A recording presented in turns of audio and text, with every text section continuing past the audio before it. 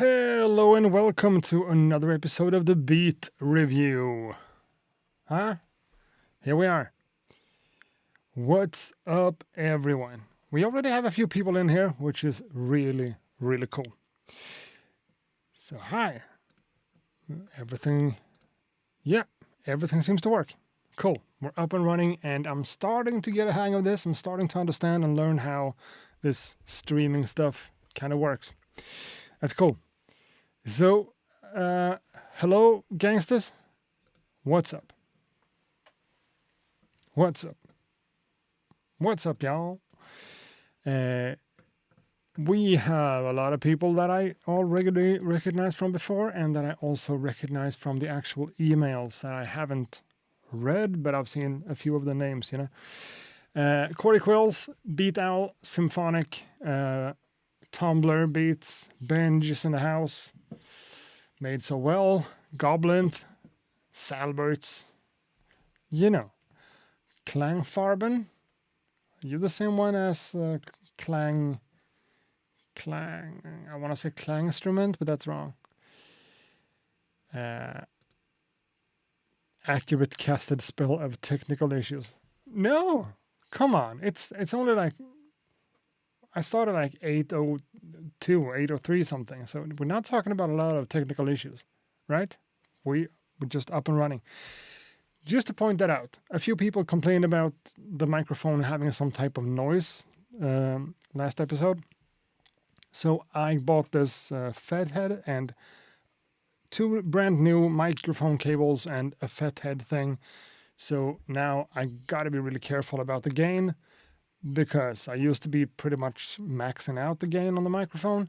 Now we're at like 10 o'clock. So it's a big difference and it feels a lot better. I just wanted to point it out.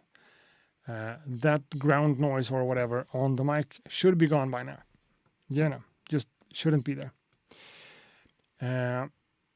Super Deep, Most Fair, Vladimir, DJ Martin W. It sounds nice. Thank you. Glad to hear it. Benj is always, he knows his stuff.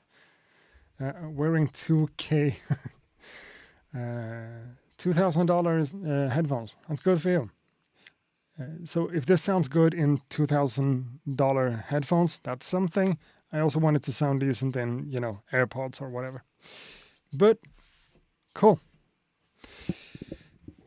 So, we are here. That doesn't sound very good when my voice cracks like that. We are here to do another episode of Beat Review, right? And just to make sure that everyone understands, Beat Review is this live streaming series, this thing right now, where I'm playing back beats from you guys to give a little bit of feedback, a little bit of constructive criticism, just praise and love or whatever. And normally we go into details of things and I take a while to get my point across. And also, one of the big parts here is that you guys in the live chat is also contributing with feedback and words and, encouragement and stuff like that. We try to keep things civil and positive and nice, but also, we're not going to be afraid to say that, hey, this sounds a little bit strange. What did you do about this? And how, as long as we try to keep things constructive, at least somewhat constructive. And, we're not here to make anyone mad. We're not here to upset anyone. We're here to help each other out and build this community around this thing. And what's new this week? And I'm not saying that this is going to be the thing every week, but you guys suggested it last episode, and I think it's decent. Now, I've already got a lot of beats, and you are still able to... Boom. You're still able to send in beats to the show right now if you want to. I'm going to pick beats randomly from the inbox. I'm not going to be in any particular order. I'm not going to, choose everything over something else. It's going to be as random as possible. So if you don't get played, you're not getting played. But the new thing for this week is that keep looking into that camera. You guys are over there right now.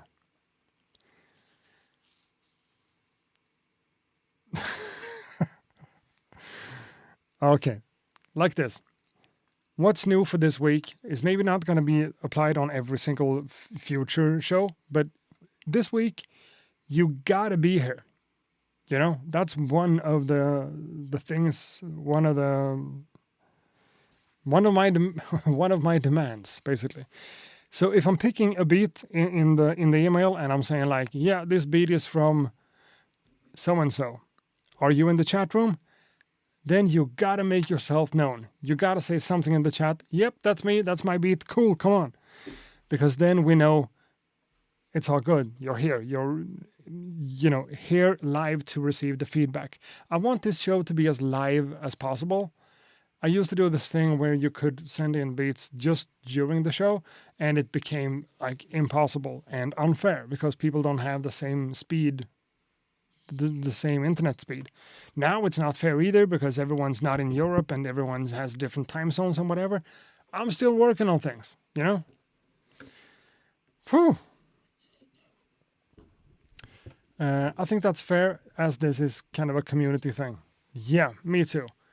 But someone already wrote me on Instagram that, hey, I'm in Japan. I can't make the time frame. It doesn't work.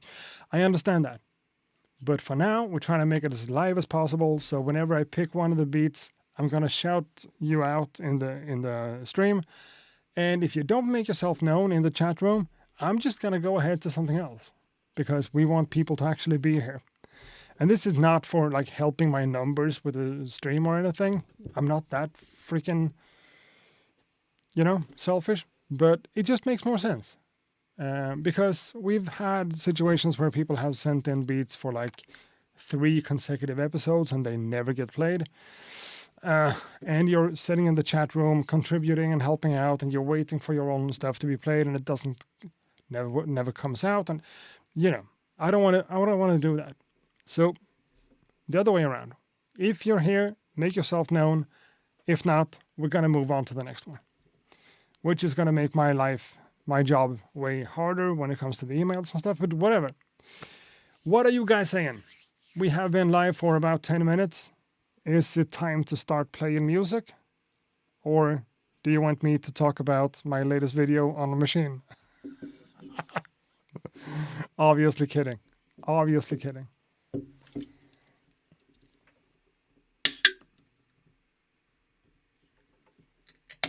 Oh, I don't know why that noise was that loud. Something about the gain, of course, but yep, whatever. Moldy thoughts. One single word. Beats. Yeah, that makes sense. Makes sense. Tumblr says the same thing. Daft the World machine video.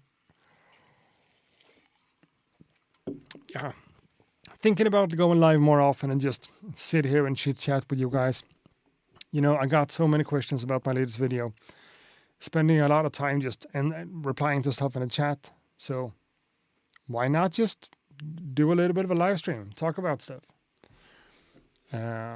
Maybe every other week. I don't know. But for now, beat review, that's what it is. That is what it is. So, as I said, I'm going to do my absolute best to pick beats at random. Sometimes I want you guys to just hit me up with a number so I can track things out. Right now, I'm just going to scroll.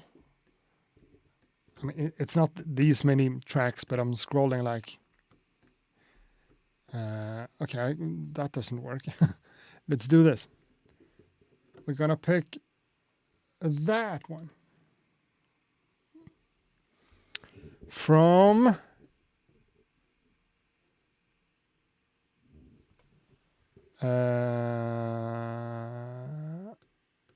I don't think that's the same guy that I think it is. Sent you a super chat. It's important. What? Okay, made so well a super chat for $5. Thank you. I did not notice that. Don't ask me why. Made so well, I disbelieve the technical issues. Rolling for initiative. Yeah, I just started playing Dungeons and Dragons, so made so well obviously picked up on that. So rolling for initiative. Yeah, I'm rolling for intelligence and a perfect 20. or Pure 20. I don't even know. So this one comes from someone called Ray, who says, "Hi, accurate. Thank you for your contribution. Thanks for your contribution. Thanks for your contribution. Thanks for your contribution to hip hop. Here are a couple of tracks from me to your review segment." Yeah, I'm just going to do one. Ray, do you kind of recognize this email, and are you in the chat room? Make yourself known, or else we got to skip through this one and go to the next. Okay? Yeah, Symphonic, I've done like 35 hours in my new Baldur's Gate 3 campaign too. So I'm revisiting Baldur's Gate, and me and a few friends started this Dungeons & Dragons campaign with Chris52 in the chat room as the DM. So that's my Dungeon Master right there. Thanks a lot for checking in. So yeah, that's what's up. Now we got to follow the chat room to see if Ray, who wants to thank me for my contribution to hip-hop. Are you here? Everyone is here. That doesn't help at all. That does not help.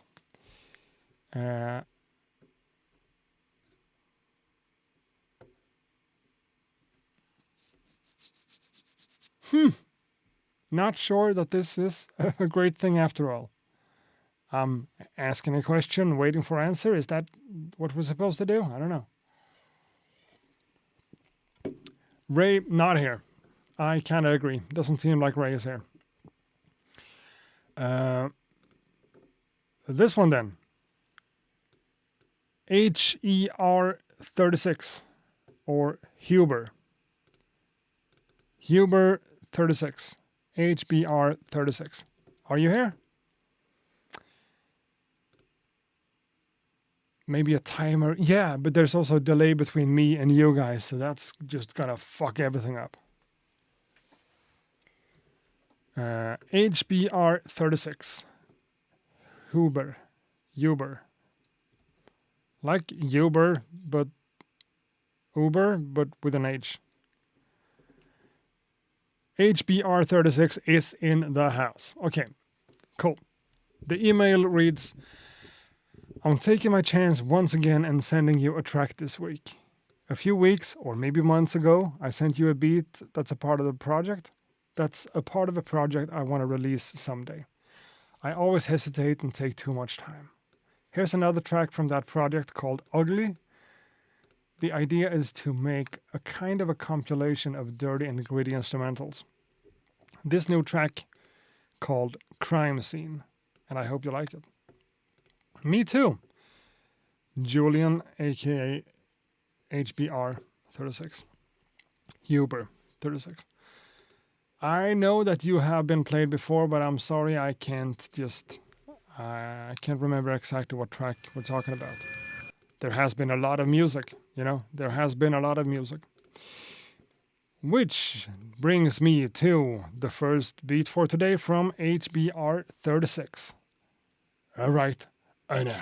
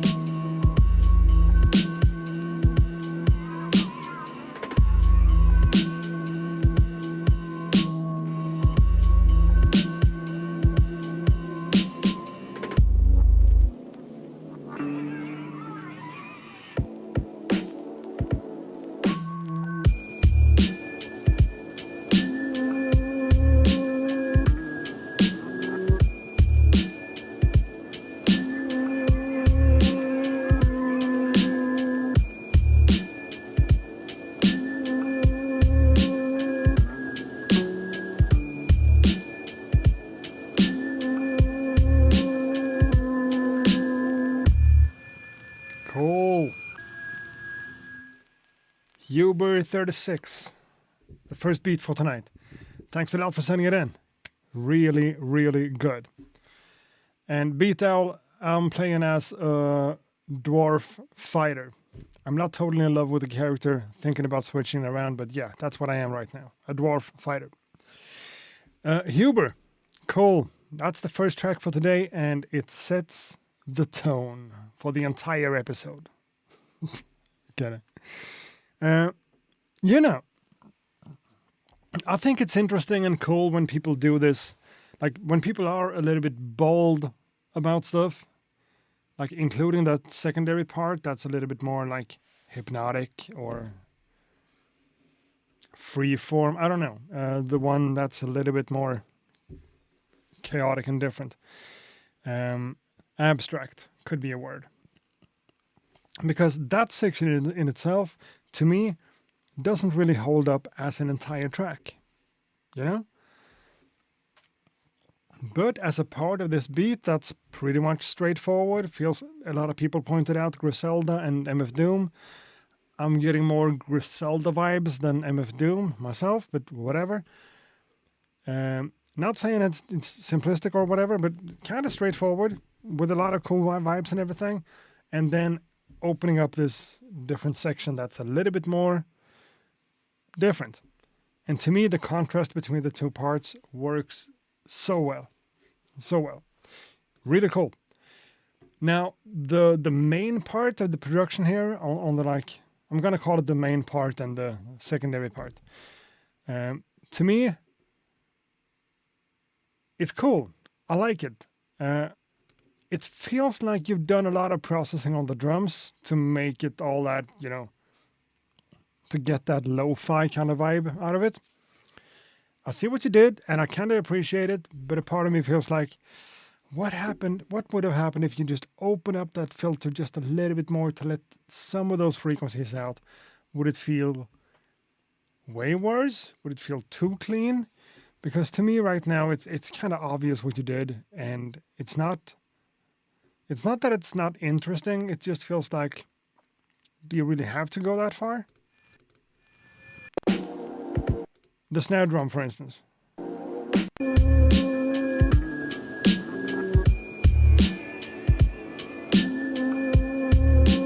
Just a little bit more crispiness would probably add a little bit to it, according to me.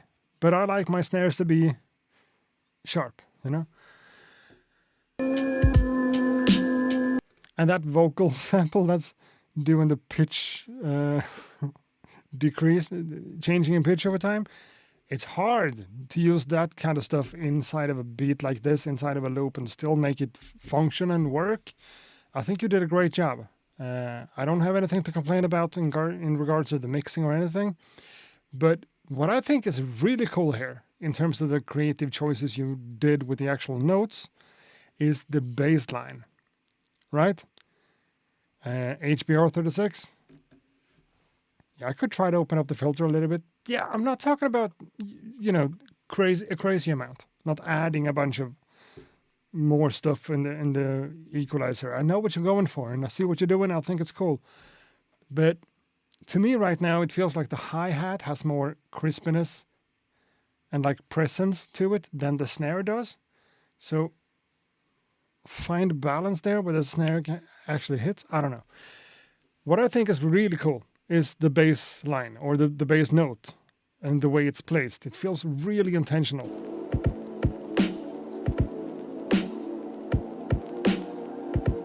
Yeah.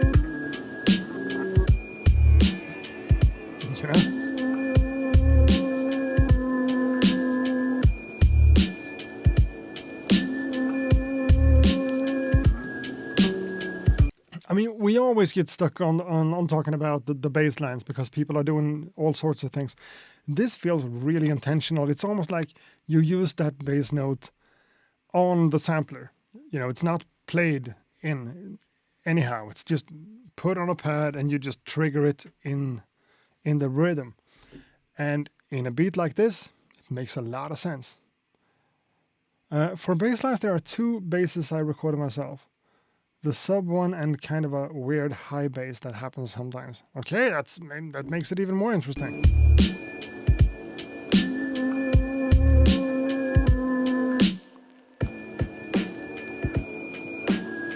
I mean, the sub bass is the apparent one, the one I'm talking about. This is cool.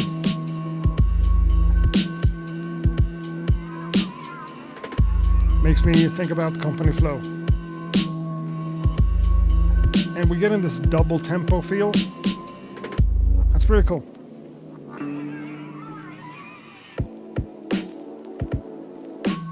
And, you know, applying filter on the entire thing makes it feel more different than it is, so kind of a cheat code.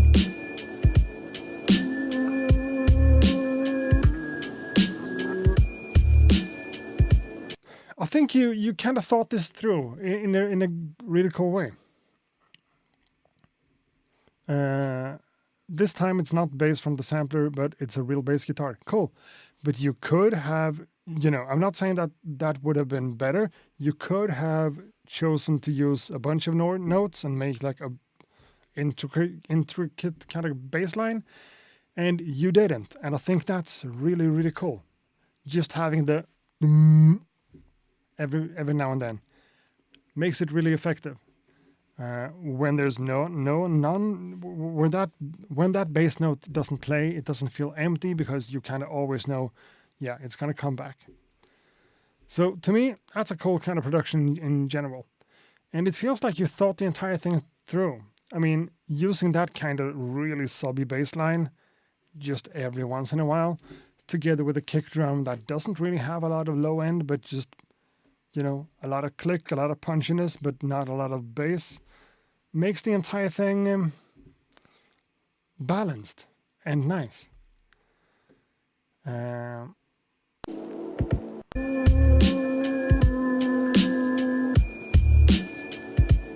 And I mean, the high-pitched kind of, it adds a lot of feeling.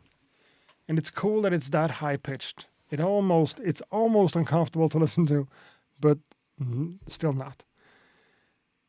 Cool track. And this one was almost 2 minutes long, 1:43. It felt like it was way shorter than that.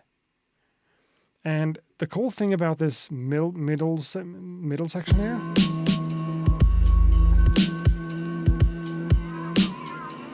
it's not just that it becomes a little bit weird and crazy, but we're also getting a feel of the double time tempo, which I did not expect from something like that. The mouse clicks are so clear now. Yeah, you like that? I can click away all day. Click, click, click. There is also a little bit of processing on my mic in the Universal Audio console. I have this. What is this? This is a mic pre UA610B that adds a little bit of highs and takes out a little bit of lows and gives me a little bit of gain, a little bit of flavor, just because. And I guess that's what brings out the mouse click. That's also really loud. Yeah, I'm gonna check on this later on, but I think it sounds better than before. I think it's nice. But I do think I could do ASMR, actually. I think I could, if I just cranked up the mic pre a little bit more and just become, I'm not gonna try it, but you know. So HBR36, Huber36, HBR36 in the chat room with the first beat. Awesome stuff. Nice and chilled out, lo-fi kind of beats. Awesome. Awesome. That's what we live for. And funny enough, the first beat we picked that had the actual producer in the chat. Cool, cool, cool, cool, cool. It sounds way better. Thank you. Thank you. I agree.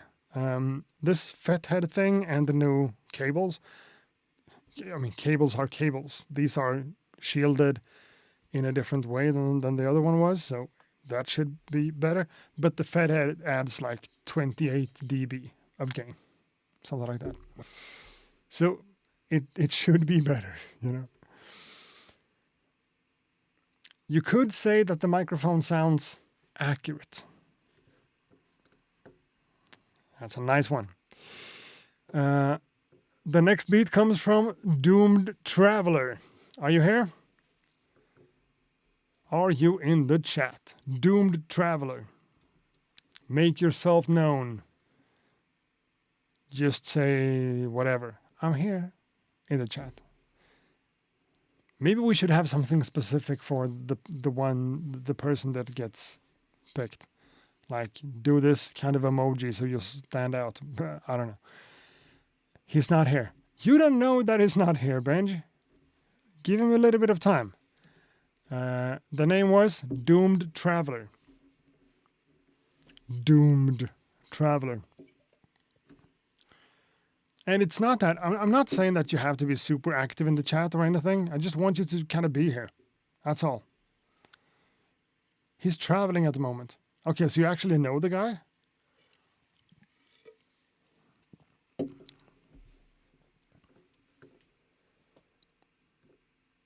Are we that small of a community that people actually know each other?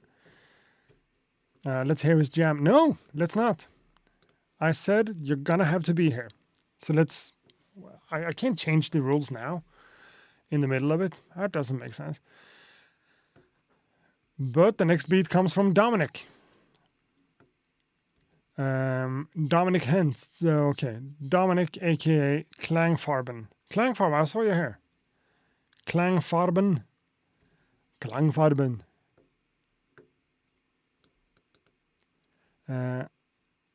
I can't watch every Monday, but today I'm in. Okay. It says in the email that you're supposed to be here. It says in the email that you're supposed to be here. Please be here. I think I saw you before. I thought you were Klangström, but you are Klangfarben. Klangfarben. Am I wrong? Didn't I see him here before? Finding a specific person in the chat history is not a great choice. Yeah, he was here. Klangfarben hi and this emoji. You were here. Oh, no. Doesn't seem like he is. Maybe people at work. You saw him in the chat. Yeah, I did. He was here, but he's not here anymore. Damn, this system is not a good system. He was here in the beginning. He was. And I just said that, so obviously we have a delay between me and you. A larger delay than we had on Twitch, but whatever. A little bit more time because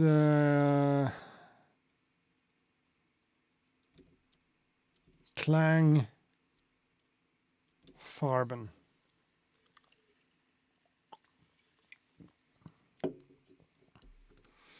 Okay, Klangfarben is going to be played, was going to be played, but he's not here, so let's skip ahead. Next episode, we're not doing this. But today we kind of gotta stay on point because I said so. So we're gonna take emails from that point up until that point. So do we have... Okay, that's a spam email. Tyrone. For this beat, I made the drums on the Volca drum and pitched down the sample for the trap funk style beat.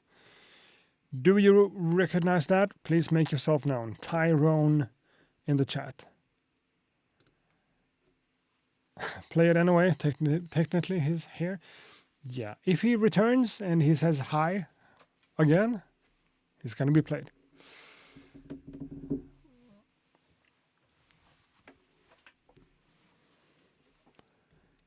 Ty Beats says yes. So I guess it's also the same picture. So yeah, Ty Beats is in the chat and he's gonna be played. We're gonna hear a little bit of music from Ty. Ty Beats. No. For this beat, I made the drums on the Volca drums and pitched down a sample for the trap funk style beat. So the Korg Volca drum, you know, it's a cool kind of little thing, but I'm not hearing a lot of people using it these days. So it's cool to hear that it's getting some use. Tyrone is me. Ty is here. All right. I know. I picked up on that. And the beat goes a little bit like this.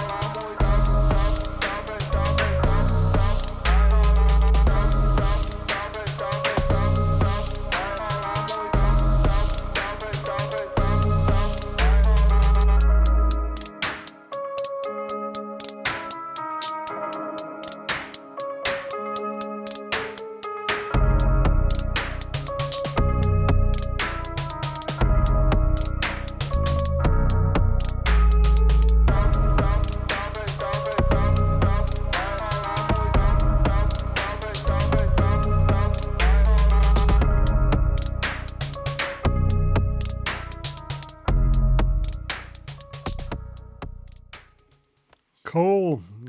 That's Ty Beats. I just got the Volca drum for fun and I made a beat. I'm going to use it for sound design. That's cool.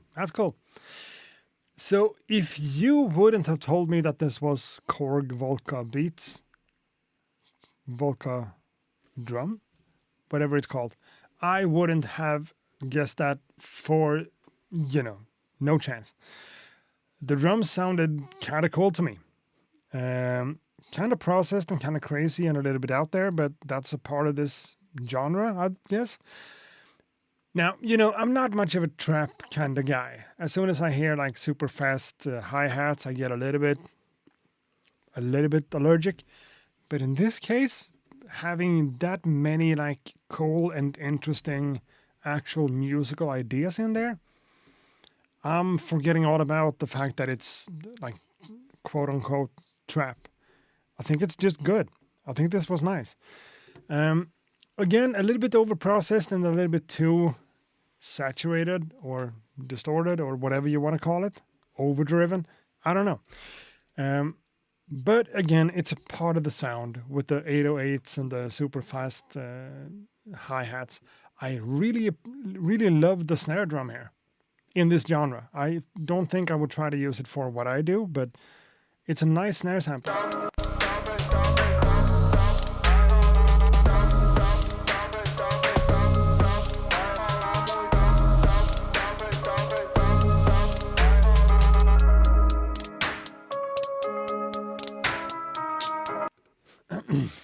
What I think is kind of funny about this style of music is that, when we're talking about like old school boom bap hip hop, talking about, MOP or something like that, it's really aggressive and it's high energy and whatever.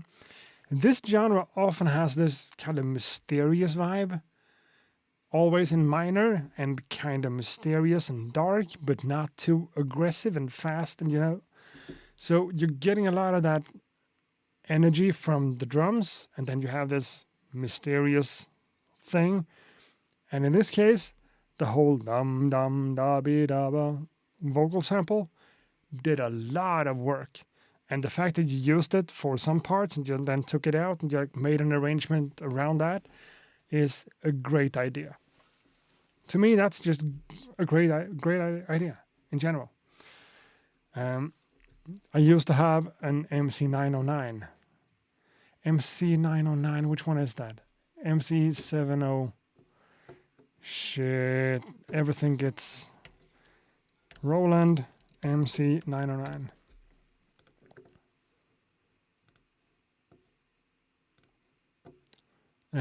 Oh, it's that one. That's a cool one. That's a cool vintage kind of, you know. I think about German techno whenever I see it. And then now you got the Volca drum. I mean, it doesn't really compare, but I guess it has a few functionality when it comes to the sequencer and stuff. That's kind of similar. This track, in general, my only complaint is that it could become a little bit repetitive after all. Mainly because of the main chord progression that goes on. It's the same over and over. Not that that's necessarily a bad thing, but, you know.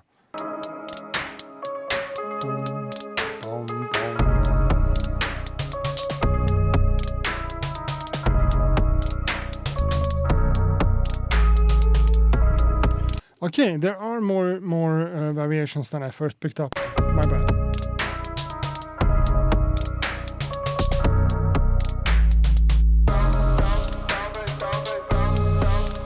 And that one fades in, right?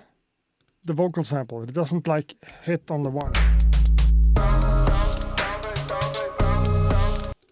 It does, but it's hidden by the 808. I think this is cool. I have a hard time like saying too much about it because it's a little bit out of my comfort zone.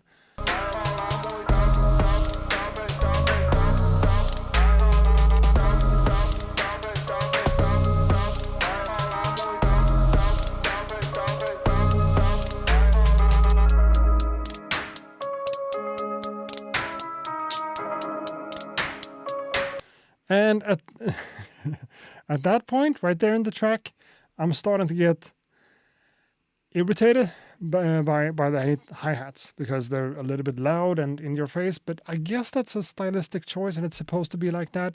And that's cool. It's obvious to me that you kind of know what you're doing. This is great in its genre. It's, you know, you put it in a lot of cool work.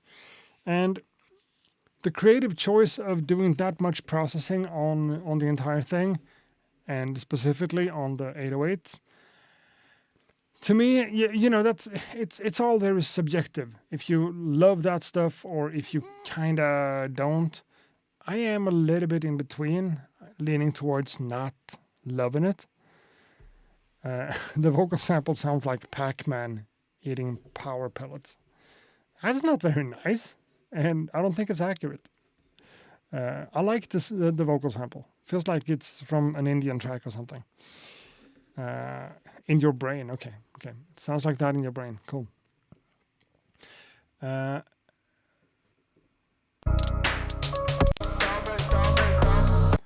So many layers of stuff that makes the entire thing interesting. And the pitch. Oh my God. Sorry about that. They could be turned down, but the hi-hat is the lead. Yeah. That's what I'm saying. Like, the hi-hat is the lead. To me, that's just the craziest thing to say in the entire world. You know? I plan to use it to layer on drums. And that makes a lot of sense. You know? But sure, in this genre, the hi-hat plays a big part. A way bigger part than in my world of production, for sure. That's a little bit of a disconnect. Saying the hi-hat is the lead.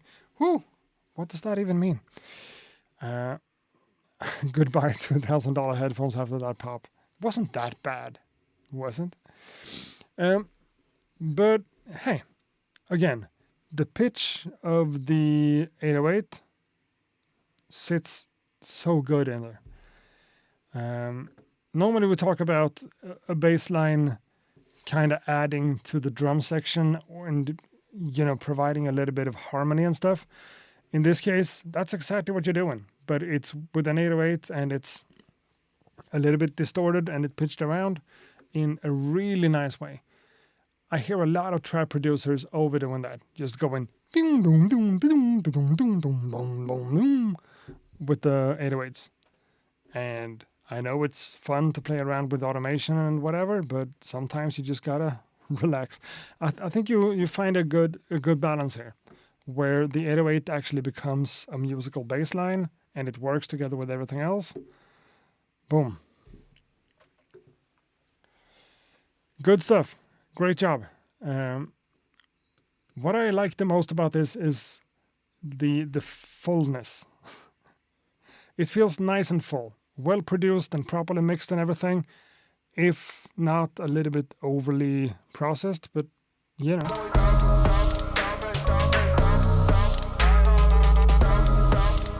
Is this a rap track, by the way? Is this made with a rapper in mind? I guess it is, in this genre. But in my world, this one works as an instrumental, just as it is. For sure. So, Thai Beats. Thanks a lot for sending this track over. I really love hearing stuff that's a little bit out of my comfort zone. Thanks for the feedback. Okay. Thanks for the feedback. I have been trying to turn down hats. Okay, we definitely come from two different worlds, I'm trying to allow the hi-hat to take a little bit more space in my stuff because I normally I work on something and I take down the hi-hat a little bit. I keep working, I take down the hi-hat a little bit. And sometimes you can't almost hear it, Can I submit today? Of course you can. Right now. And I even pointed in the right direction. Normally I do something like that.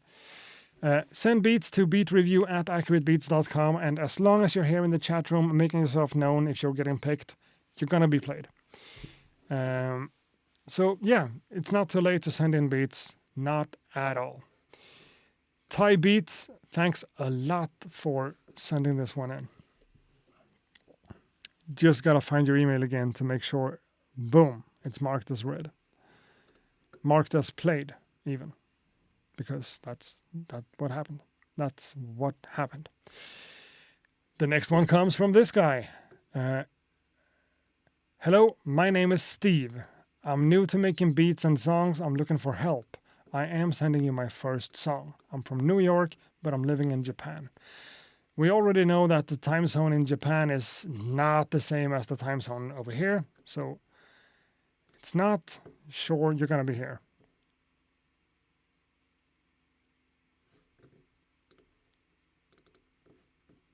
Kyoto. Wasn't that you? Let's get back to the chat. The name was Steve. If you recognize what I read and you're here, make yourself known. Make yourself known.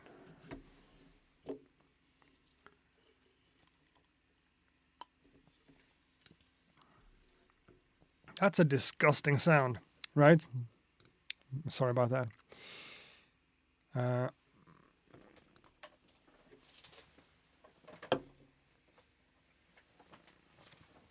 Steve,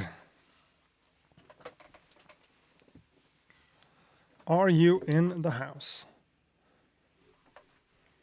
Are you in the house? Steve, are you in the house? Are you in the house? I did this thing years ago where I made a beat live on stream and people got to send in samples, and I used a lot of the stuff from someone called Kyoto. I think. Is that the same guy? I think that track, I know that track is on Spotify. Steve says no. Steve, where are you? Carbon Vibes is also in the building. So is Kane TV. Cool. Awesome stuff. Awesome stuff. But Steve is not in the house, unfortunately. So let's keep looking for someone else. Let's go with Symphonic Beats. I know you're here. I think I saw you. I saw you before. So yeah, there you are. Symphonic Beats. Hello, accurate. I'm still not set on the genius vocals used here. So it's more of a placeholder for now. I'm looking forward to your thoughts on this one in general. P.S. I know you hear this a lot, but these streams are really appreciated. It has been a nice escape on a hectic Monday that hopefully doesn't get me fired. Best regards, Symphonic. You know what? I'm in a position in life right now where I can't hear enough good things about myself and what I do and whatever. So please, you know, I do hear a lot that some people finds this concept and this thing kind of cool and helpful and fun and whatever. But don't be shy, you know, don't be shy to tell me that it's good. I need appreciation, you know. I'm one of those guys. Symphonic Beats is here. I already know that, but still, I just wanted to see that you did something. Let's motherfucking go. They said I was a genius, right? And I'm not talking about talent. I said genius.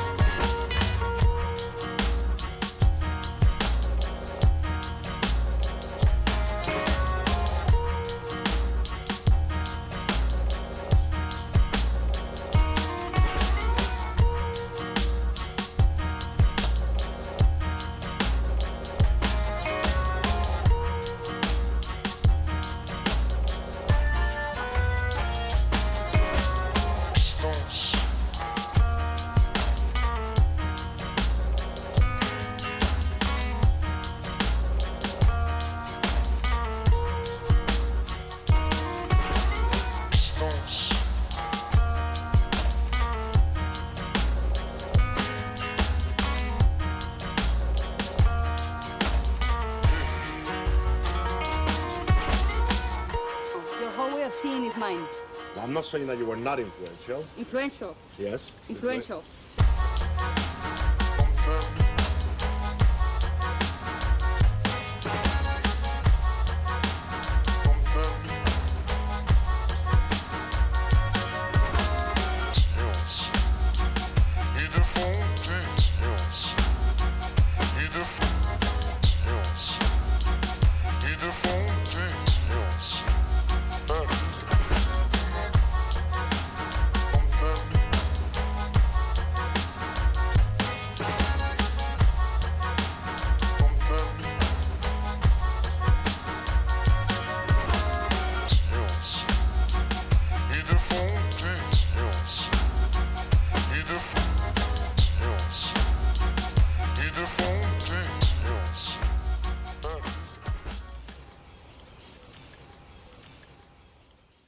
Now, what can I say about that submission, right? Damn. Someone put in a lot of work getting all that stuff to work out the way it did. It would be kind of cool to know how much of that stuff was the original sample and how close it became. Like how close it actually got at the end of the day. But no matter what, the Spanish Latin kind of guitars and the accordion, everything was in there, really well put together, and it just fit together really nicely with the drums. I kind of like it all. The main idea here.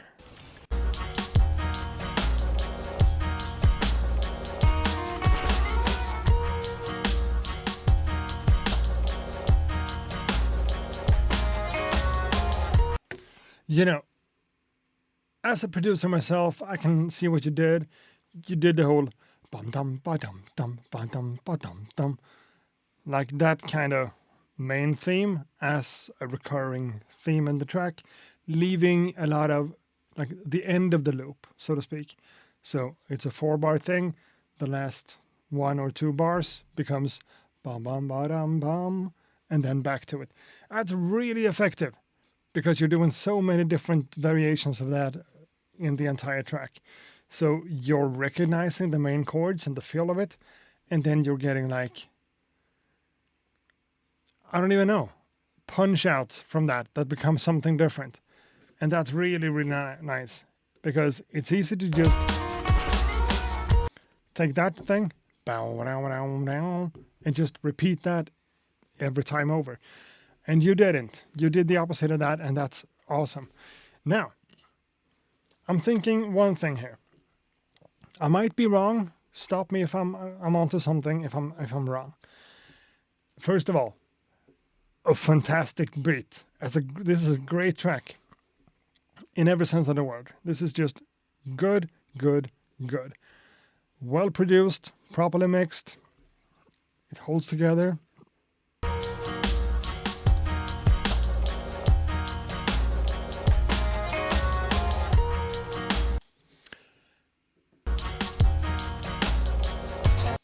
And there's also this really interesting and effective and cool kind of distance between everything else and the bass. Somehow you manage to make the bass nice and round and bassy and just fills everything out without being, overbearingly loud or too low. It's perfectly balanced. And there's a little bit of a distance between that and everything else that makes it sound like nice and round, and it has the same flow as the swing of the drums. And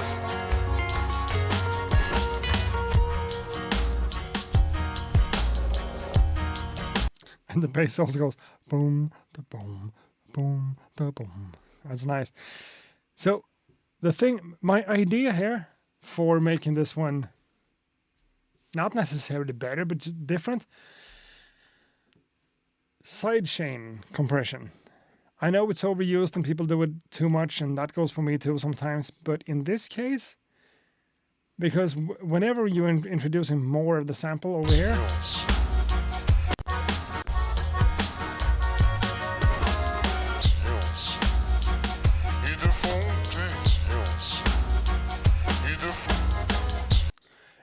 I think it would be cool to hear some obvious sidechaining going on between the kick drum and the sample, making it duck and making it like feel more. I mean, this is going to come out wrong, but making it feel more like a beat than like a Latin song with added drums. It's not what it sounds like. I'm exaggerating, but I think you know what I'm saying. Adding a little bit of sidechain compression to get some of that pumping could be kind of cool, or maybe not. Chris says this is the best track for the night.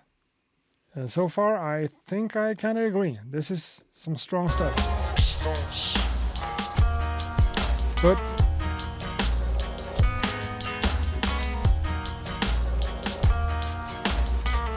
could be cool.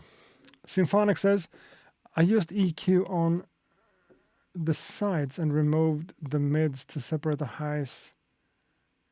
Okay, I used EQ on the sides and removed some mids to separate the high end from the guitar quite a bit.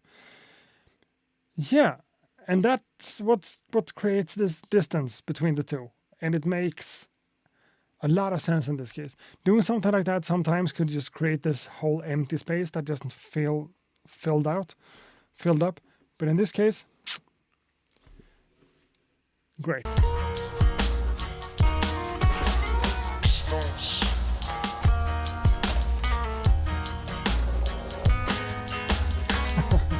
And all those tiny like chops of the Spanish guitar going with small like melodic figures. So nice, so cool. Damn.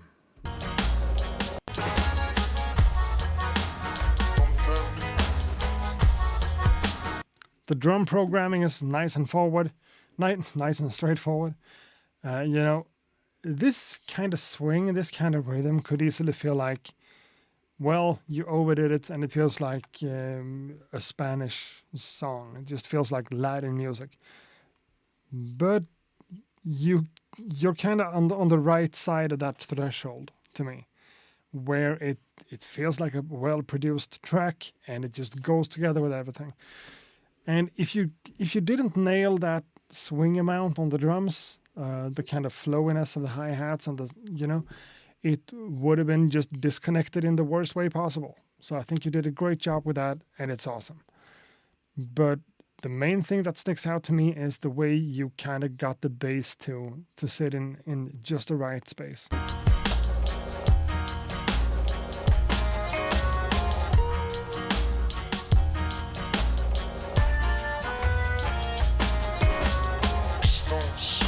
Again, with the ending of the loops, that's just amazing. And then we have the vocals. Damn! I can't say a lot of bad stuff about this. I would love to hear a version that's sidechained to make it feel more in the genre or whatever, but that's just me. Fuck me. Now, Mr. Klang... Damn, what was it? Now I need to find the same email again. First of all, Symphonic, you have been played. Cool. Great job, Symphonic.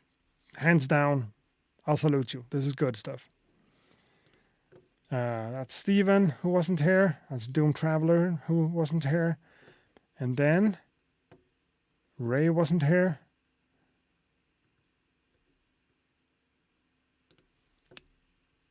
There we are. Klang Farben. Are you still in the chat? Are you still here? Klang Farben. Yep, he's here. Cool. And he had to leave to put his daughter to bed or something? Good stuff.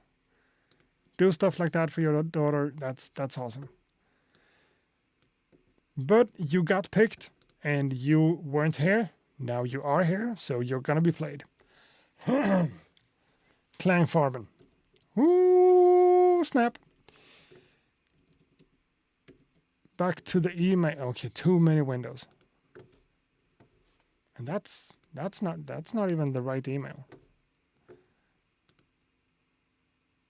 Okay. Hey, Accurate, I'm happy to submit my third beat for your beat review. As I am a father, I cannot watch every Monday, but today I'm in. I have a little dreamy jazz submission. Hope you like it. Klang Farben. So, we don't have to wait anymore. Let's listen to Klang Farben.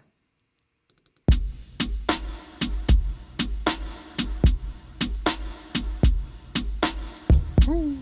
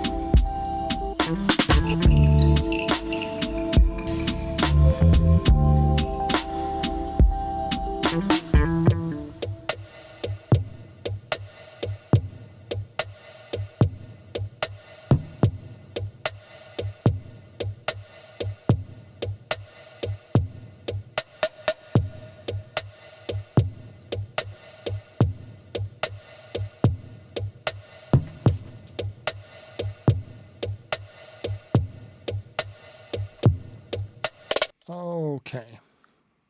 That's cool. Cool stuff. Cool stuff, cool stuff, cool stuff. 100% vibes on this one. Just a really vibey thing. You call it the dreamy jazz kind of ordeal, and that's pretty much what it is. Nice and jazzy, slow and soft and chill, and, you know, all those words. Now, this is a good, solid production with a lot of swing and laid-back stuff on the drums and everything. But I think it's good. I think it's a good, solid production. But we did have a lot of reverb on that snare. We did. Almost to the point where I think you're kind of kidding with me.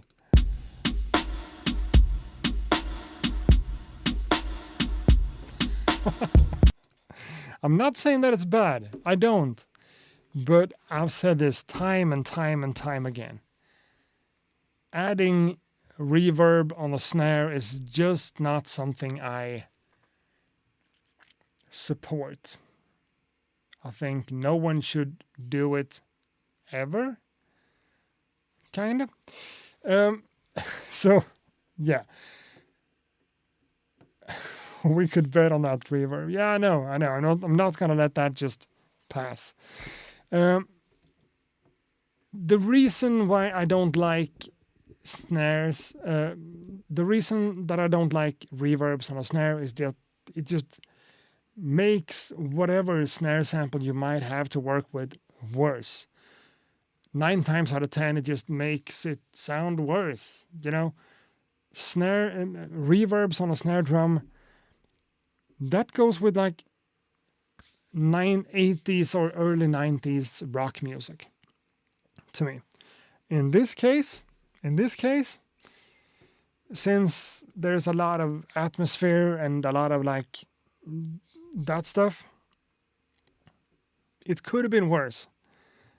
If you used this amount of reverb on a snare for any of my tracks, for instance, that would be unlistenable.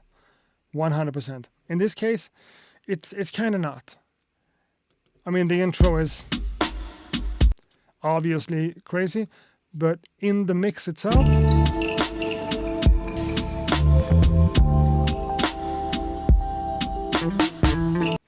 and since the snare is like that late on the grid, I'm not gonna say that I love it. I still kind of think it would be better without the reverb on the snare, but in this case, you're kind of getting away with it.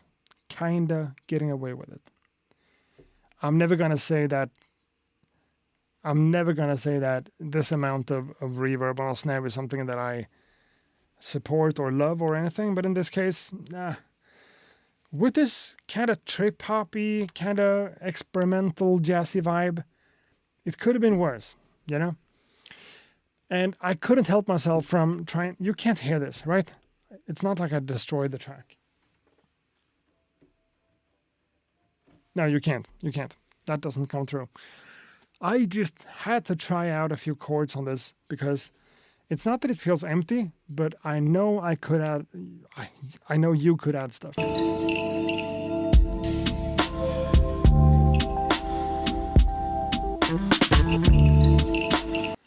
And it's nicely chopped too. I mean, one of the things I love about this genre is the way we kind of play a sample or something and just play something else. And if the first one cuts the other one off, the second one cuts the first one off. That's a huge part of the sound of this hip-hop beats things that I love the most. And you're doing it too, even though the sample is this sparkly kind of thing.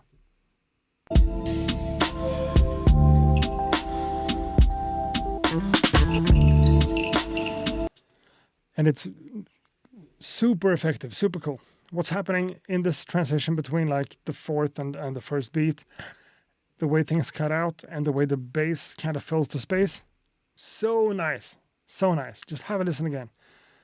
When it loops back around and it becomes almost stuttery, but not.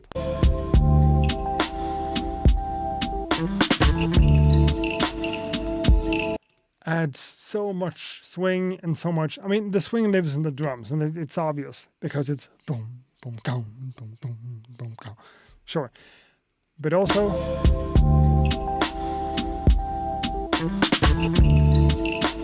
stuff like that helps so much, and it's really, really cool. But at the end of the day, you have these really vibey drums, and you have a super cool bass line with some extra bass notes. I guess it's 2 bass instruments, whatever. And then these sparkly kind of stuff. What I added here that I thought made sense, I'm not sure, but I could find an A minor chord in there. Just some root chords, not in the entire loop, but maybe somewhere, just adding a little bit of obvious chords in there that just lets the listener know that, yeah, this is where we are, this is where we're going, and this is where we return to.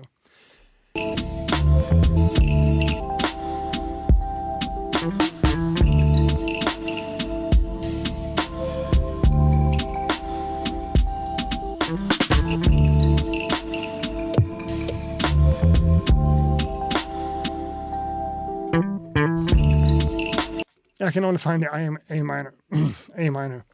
But, just somewhere, because it feels like we have the drums, we have the bass, and we have the sparks, but we don't have a lot in between. We don't need to. This one holds up as it is. I'm not saying anything else. But you have space to add some piano, Rhodes, organ, chords in the middle. That just, lets you know that this is the chord, this is the chord. I think that would kind of make a part of it less, still keeping everything, still keeping that dreamy vibe of everything, but and it doesn't need to be a played chord like that. It could be an arpeggio kind of thing, just going A, C, E, C, E, C, A, and the next chord. If you know what I'm saying. I'm going crazy. Sorry.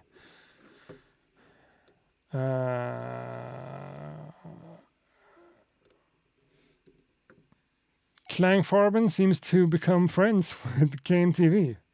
You're gonna hook up in real life? Or digital and like make stuff together? That's awesome. Make stuff together. Make music together.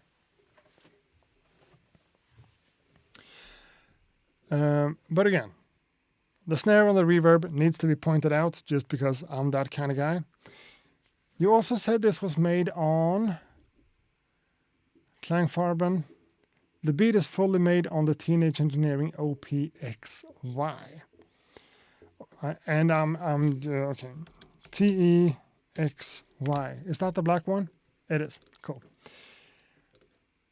Right? Yeah, XY. So you made the entire track on that one? Huh. In that case, I mean, it doesn't make a lot of difference, but in that case, it's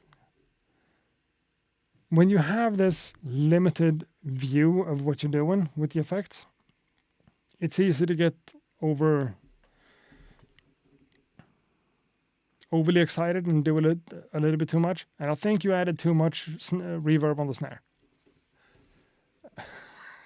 I did. OPXY. Yeah. But it's a cool track. It's nice. And, if we're not just talking about the production specific things, but just talking music in general, this is just a nice piece of music. This is a beautiful thing to listen to.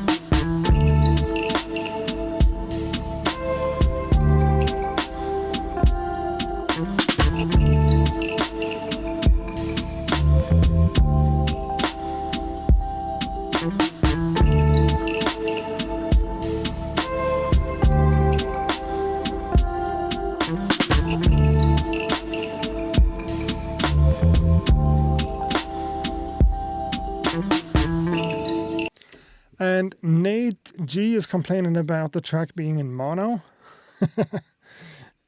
I wouldn't know anything about that. Everything is mono to me, and mono is fine. I got used to it at this point. So mono is... If you complain about this beat being in mono, just imagine what I have to live with. Everything in mono always. How wide stereo is that reverb? Is the reverb in stereo? Doesn't look like it from the thing. So whatever. Just to wrap it up. It's a nice track, nice and solid. I love the dreamy textures of everything. What you did with the extra little string sound also made a lot of sense. It's cool to take the step to actually do this amount of swing to create this almost 6/8 kind of feel. It's nice. It's good. Adding a few chords could work, could make sense. But yeah. The waveform. No, my meters that I have. I'm not seeing the waveform, I'm just seeing meters left and right. But yeah, the entire track is in mono, and to me, I'm deaf on one ear, so what the fuck? I can't complain. But yeah, I agree with Nate. The composition and the sounds are great. I'm just thinking a little bit of an A minor chord to set the tone somewhere. Klangfarben, thanks a lot for sending this one in. I did appreciate it. It was a really nice and cozy listen. Made me feel good about everything. And that's definitely one of the functions about music that we kind of rarely talk about. How does it make you feel? In this case, it made me feel nice and relaxed. Now, the next track comes from Casper.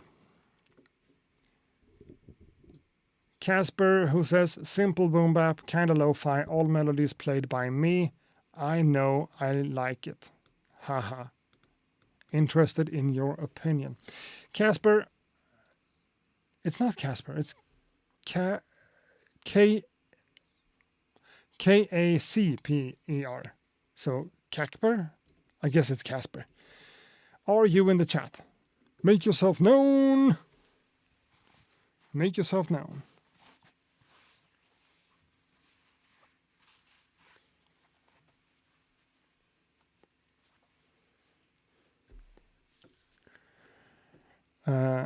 Can I send a link here? Accurate, I send you an email. What?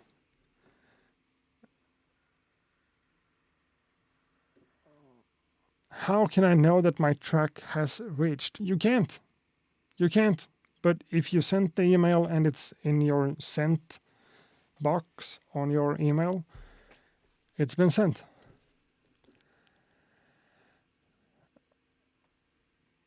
Casper, the friendly ghost, are you in the chat? Ah, that's almost congas.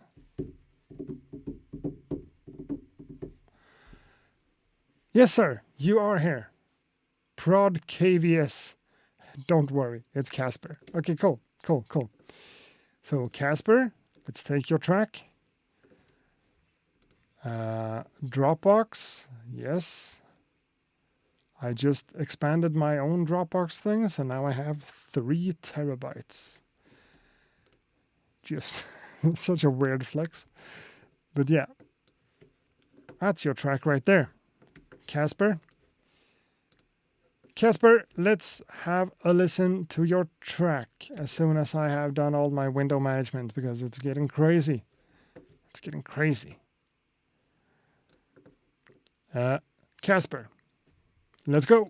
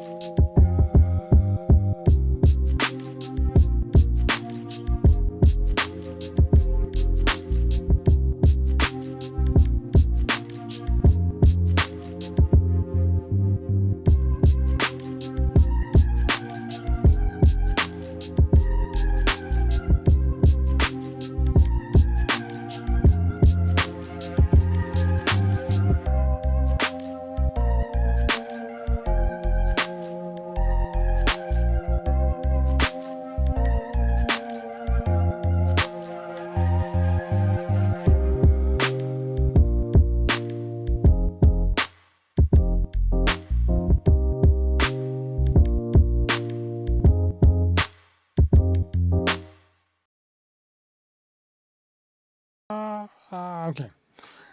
All of a sudden it just ended. Wasn't prepared for that. Now Casper sent over this track right here. We played it. Now it's time to talk about it. See you guys next week. I'm kidding. So, I mean, this was a nice and solid track. That's like the main word that comes to me. It's solid. Nice and solid, you know? It's just good. Reverb on the snare? No.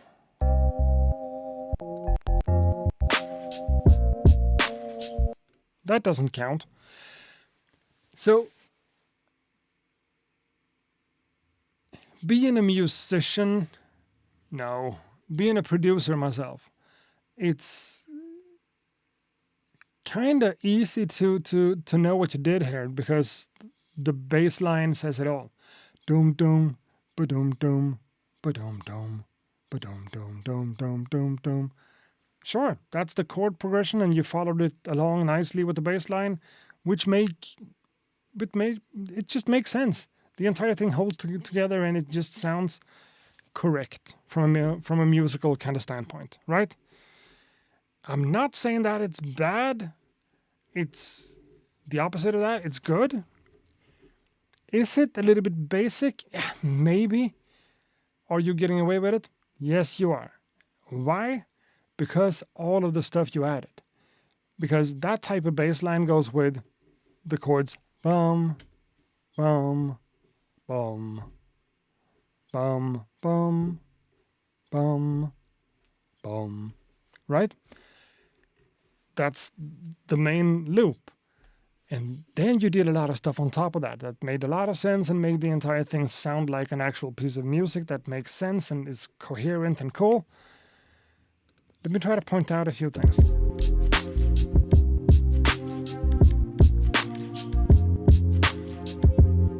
That's one of them. Like adding this soft string paddy kind of thing a little bit behind. Boom, wah, boom, wah, boom. Adds a lot of dynamics, adds a lot of excitement, adds kind of like a wow factor. That one too, that kind of lead sound in the foreground.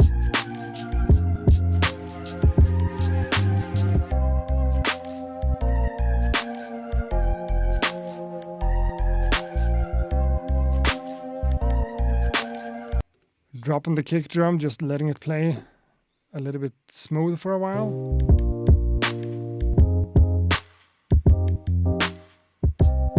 Adding some variation with the rhythmical aspects of the things, but still playing the same chords and notes. Great stuff. It's a great way to show how much you can do with a simple chord progression that's not anything new and unique or special about it, really. But you still produced the hell out of the track to make it work.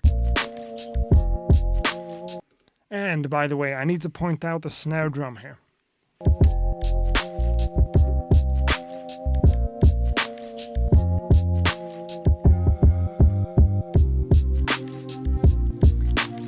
Because it's obviously not a snare drum, you know? It's a nice sample and it feels like it's layered of 2 or even 3 sounds. Like a hand clap and maybe some whatever. It makes a lot of sense. It works really well in the track, and I think it's cool. Mixing wise, the way you kind of place the bass line there makes the entire thing sound so nice and so smooth. I'm not trying to bash on it and saying that it's too simple or whatever. I'm doing the opposite. I'm saying that the basic idea of the thing is kind of simple, but it got smooth, it got nice and vibey and cool because of the drum programming, the way you use the bass line in terms of the volume and the mixing. Great stuff. Could it be spiced up somehow? Yeah, I think it could. You added a lot of layers of sound and different sounds and different atmospheres and stuff, and that helped a lot. Could you have done even more with the swing or with the instrumentation? I mean, a track like this one could benefit from having some type of vocals on top of it. You know, someone reading poetry or whatever. Just a few words here and there. Something to just bring it out of the box a little bit.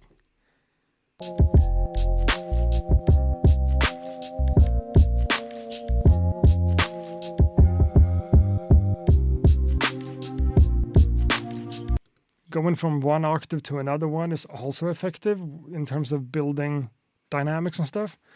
I mean, it's a solid piece of work. Again, it's the main word. Solid.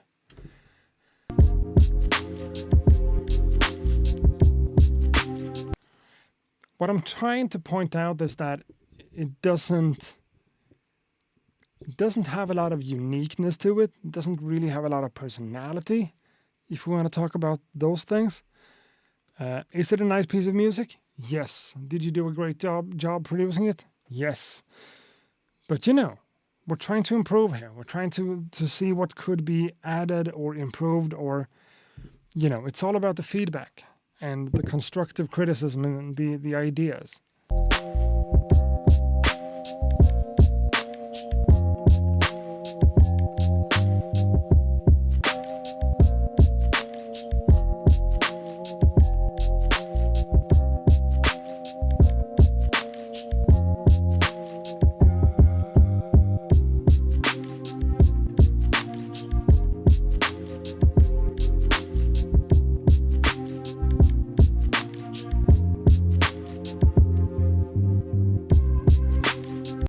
It's cool.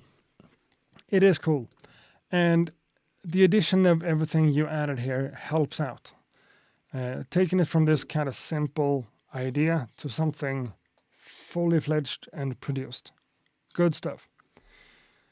Is it okay to send more beats? It's super simple, I agree. Nothing crazy. No, and everything doesn't have to be anything crazy.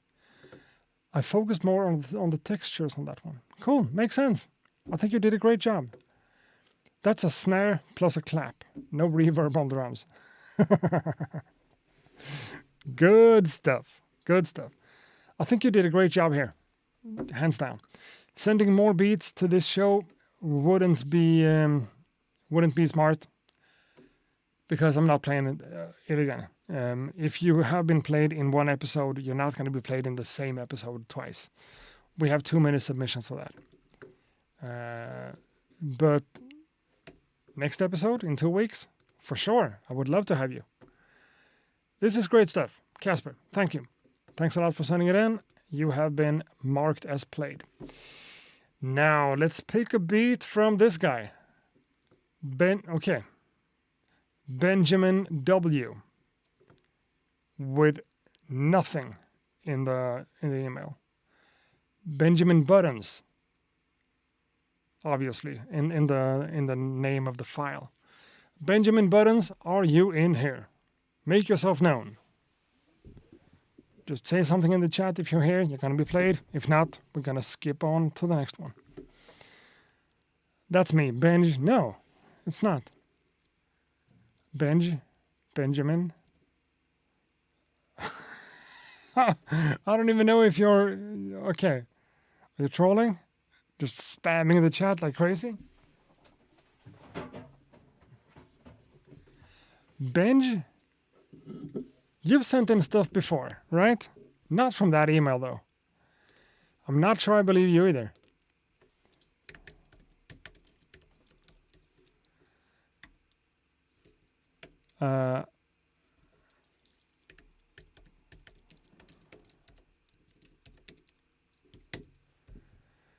Oh, my bad. You have been sending in stuff before. It's you. I believe you. I believe you. I haven't seen the chat in 20 seconds, but I believe you. Now I lost you in the email. I'm gonna play it, but I can't find it. Okay, there we are. One for the review, long time overdue. Okay. Benj, glad to finally have you played again. It's been a while, right? Since we had a beat from you. I can't remember the last time. I know you're sending in your stuff, but you just haven't been played in a while. Oh, Jesus Christ. There we are. That's OBS. Hi.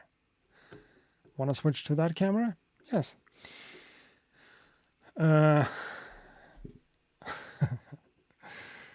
It's him. It's definitely him. Look at your Discord. Okay. Look at your Discord. Not right now, but sure. It's been months. Okay.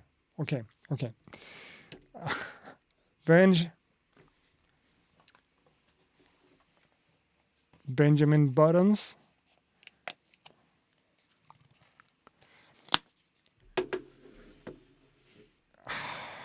Or should we move on to someone else? Should we move on to someone else who's actually who's actually in the chat? Just skip ahead. Of course not. I'm kidding. And Rockwell has had a sneak peek. Oh, okay. It's the first time for me, so let's play the track from Benj and let's talk about it. It's 2 minutes and 13 minutes. 2 minutes and 13 minutes long. That's exactly the length of it. Stupid. Benjamin, Buttons, Benj in the chat. Let's go.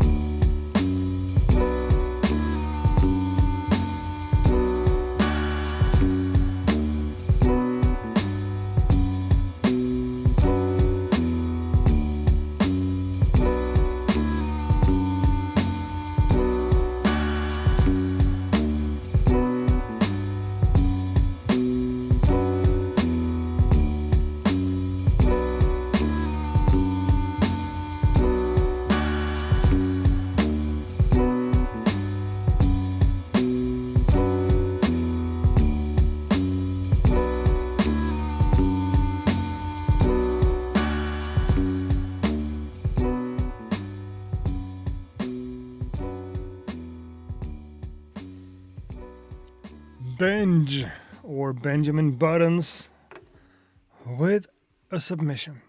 Haven't been played for months. You're back. This is cool. I mean, we talk a lot about like who's the main character, what's the main instrument or main part in a track. Well, in this case, it's pretty obvious that the bass line is like the main character of this production. And it's a great bass line with a lot of... It's interesting, it's nice and cool, it's a little bit gritty and dirty. And we have this thing in Sweden called, whenever something is trollskt, troll-like, you know, references to nature and the woods and trolls and like, you know, Swedish old mythology, I guess. This one has a vibe of that. It's hard to describe what it is, but it's a specific type of tension that kind of balances between, you know, making you think about nice weather and also death. Finding the balance between like happiness and melancholy. That's what this one hits for me. The bass line is just a few loops.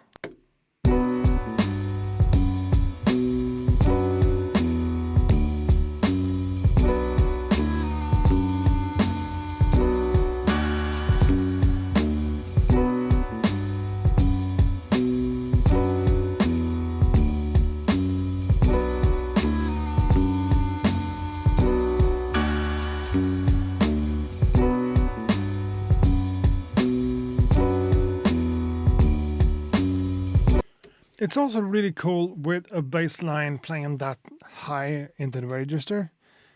It makes it really interesting.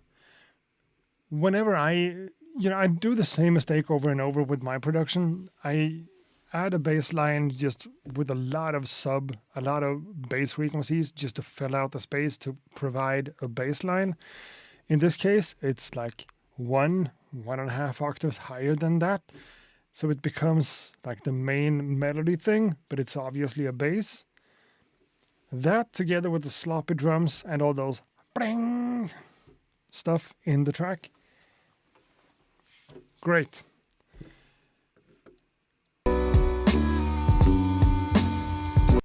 And that note, that's what bringing me this Swedish melancholy thing. Because that note is off.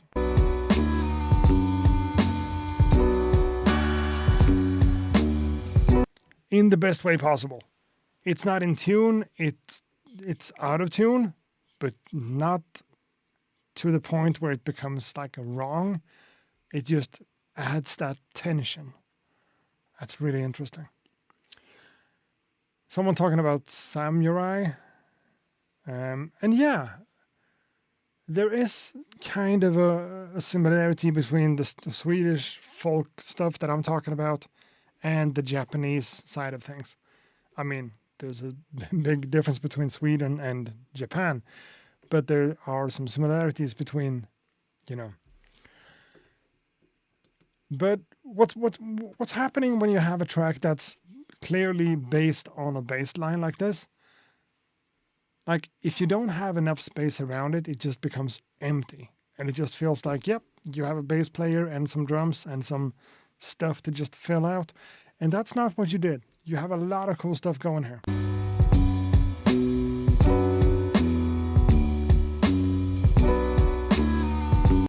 That's the Japanese thing, the sound that comes in together with the piano on the one.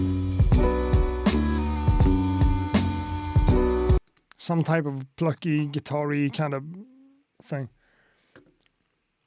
Also got a bit of a carnival vibe. Yeah, Beat Owl, you're onto something. Rockwell says it sits really nice. The bass line sounds drunk, slurring and swaying down the street. Yep, yeah.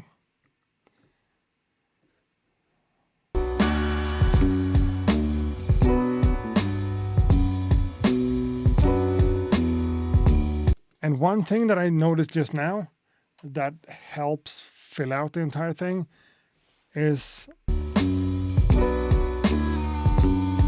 the ride cymbal.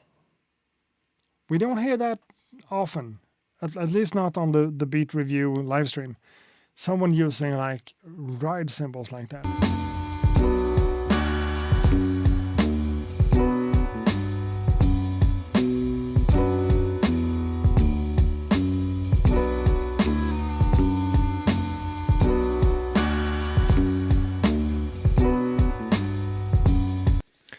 Again, side chaining. Could you do some side chaining between the kick drum and some of the... Maybe not. Maybe not for this one. Forget what I said. Forget that I said anything. Binge. I don't know what to say. This is good stuff. Good work. A solid production. Just good stuff. I can't find much to say about it. Is this one like mastered? because it feels like you could have added a little. Now I have trouble speaking. You could have added a little bit of punch to the mix. It's not that it's flat, but it just, there's nothing that really stands out in the mix. Or maybe that's because it's that bass heavy. There's not, you're not allowing all the stuff to come through. And I think that's a valid choice to do. So, good job. Benj, hands down. That's great stuff. I was going for super controlled and space for vocals. Okay, that's something you took into consideration.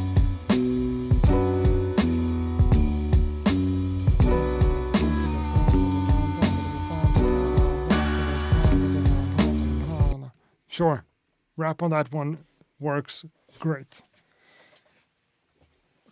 Benj, good stuff. Now, let's get back to the email. Benj, that's the star over there. There you are. Benj. Let's refresh.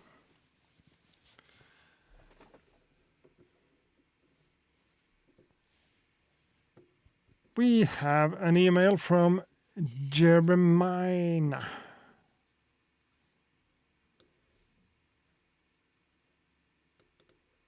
Okay, this is the guy in the chat room asking about a podcast thing. This is not a beat. And it's not sent to...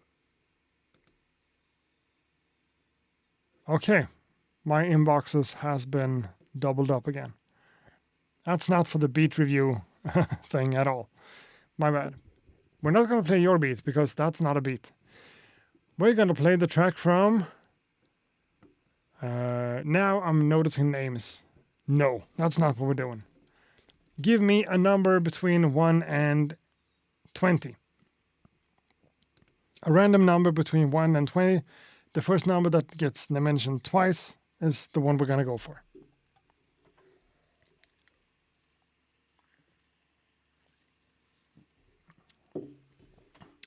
Give me a number.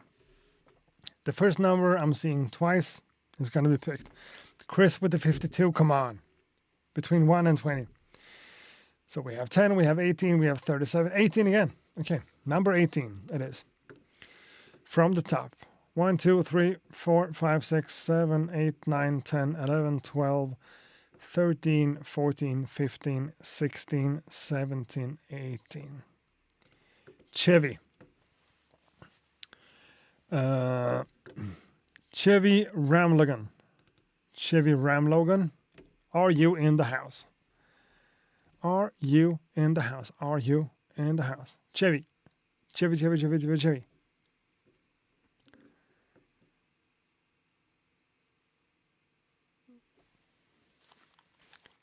Icon 77 loves high focus. RLD. Yeah, the Four Owls, I used to listen a lot to them. A lot.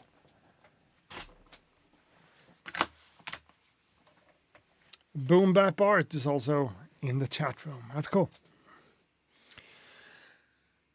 Who was this? Chevy Ramlagan. No one says, it's me. No one. And that's number 18. If you're not in the house, we're going to do another one. Yeah, Verb. I've talked to Verb a little bit on Instagram. Nice guy. Also a great creative.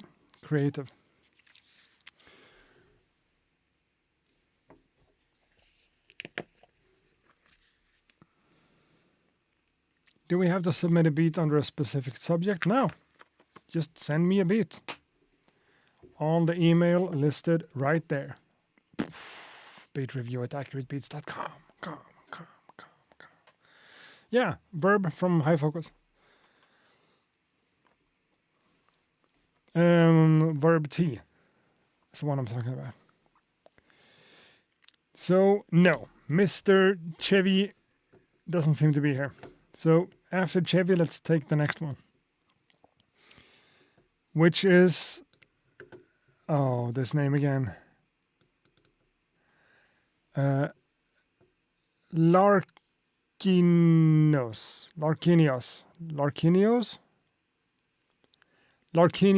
Laquarius III has been picked for the next beat. Are you in here?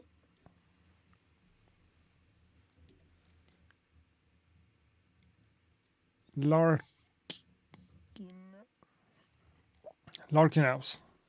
It's one of those names.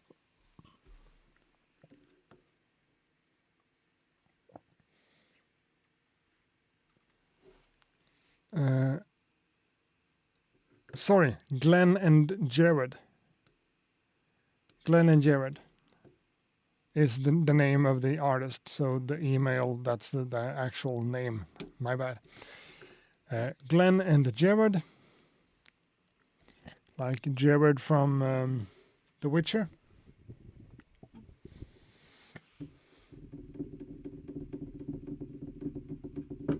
Another one that doesn't seem to be here. Another one that doesn't seem to be here. What? This system is not solid.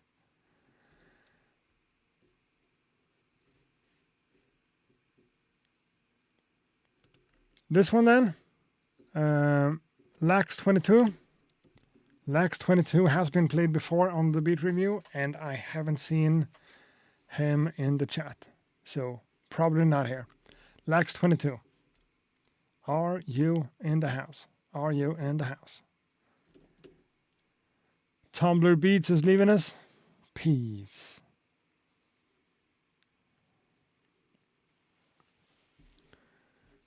Lax22 says, yo! Lax22 is obviously in the house. He's in the house. Let's play the track from Lax22. The beat is called 11:10. Yo, sending you a beat, hoping it will make tonight's show. Planning a workout during the stream, but I'll try to keep an ear out for the beat review participate in the chat room as well. SP404 as per usual. Good luck with the stream, Lax22. So yeah, made on the SP404. Planning to do a workout during the stream, but you're still here. Or just multitasking, who knows. Lax22, let's go.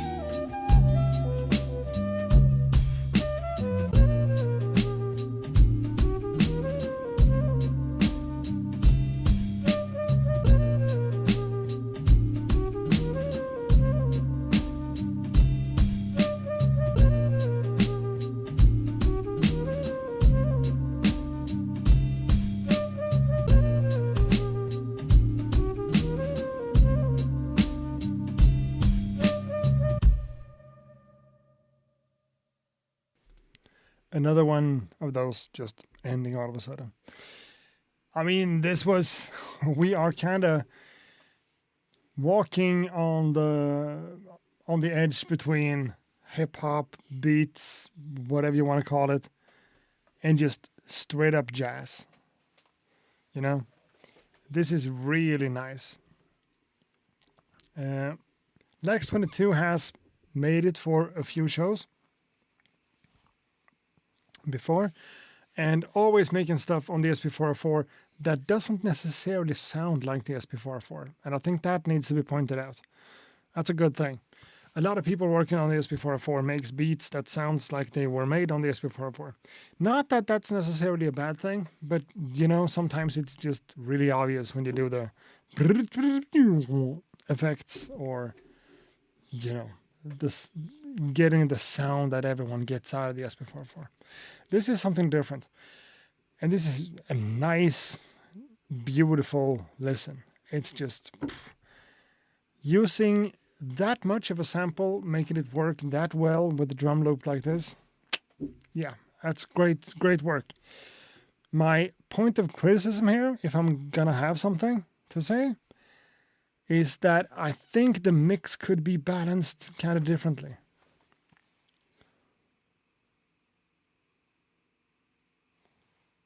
What?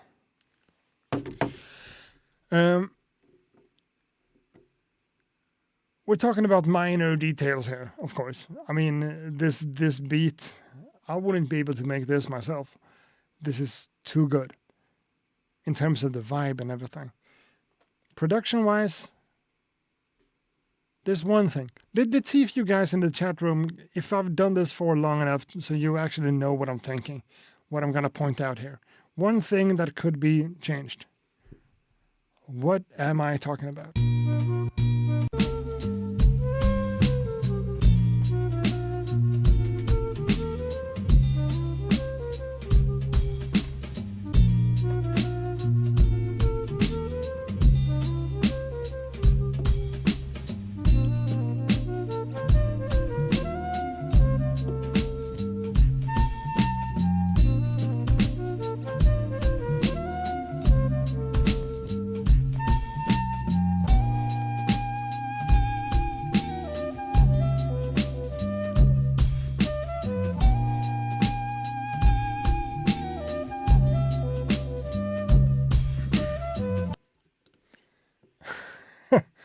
Hi-hat too loud, side chaining, more reverb on the snare. Yeah, that's what I'm going to say. That's going to be my point of feedback here. More reverb on the snare. Ducking, well, maybe. But what I'm talking about in general here is, I mean, we're not talking about much. A few decibels here and there, but I just want more drums. More volume of the entire drum group or package or whatever it's called on the SP.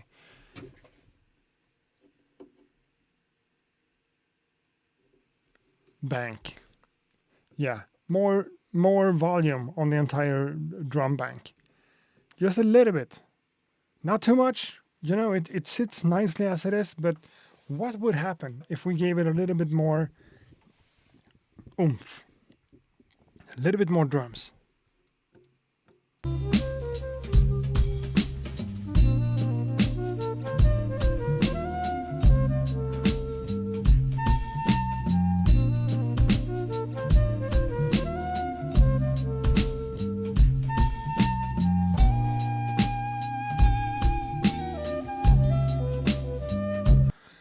Lax22 is saying it's pure resampling, mixed down the variations on an old DAW, no mastering yet. Okay, I see. I know what you're saying. But still, I think just, what's the instrument? Is it a clarinet?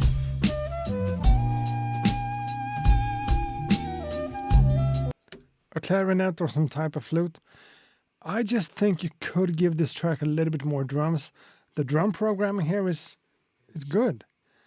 The snare drum fits really nicely with the jazzy vibe and everything, but just allowing the drums to be heard a little bit more would probably, at least in my ear, find a little bit of a better and more nuanced kind of vibe. It's a flute, yeah. Of course it's a flute with that.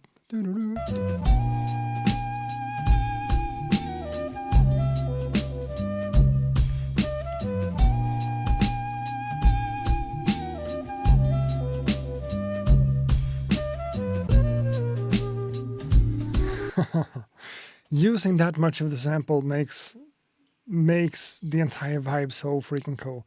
And you did this by resampling, just pure resampling on the SB404. That's impressive. I would love to kind of see how you work with that, because whenever I use the resampling functionality, I just doubt myself to the end of days and nothing just becomes done, you know? Hopefully the master can lift the drums, the one-shots, if I ever get to release it. I agree, the drums should be a little bit louder. I'm not saying much, you know, but it's cool that you agree. Just a little bit. But you kind of, you kind of hit the nail on the head on the nail here, in terms of the vibe and the jazzy, soul-y kind of mood of it.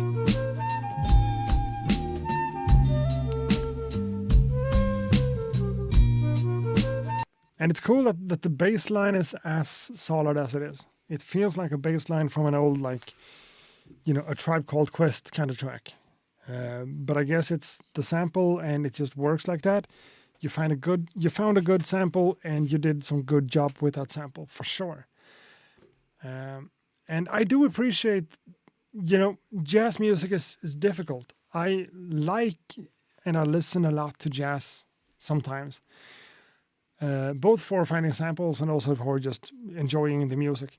But whenever jazz becomes too intricate and too complicated, I'm out of it. So easy listening jazz, like, normal, like elevated music.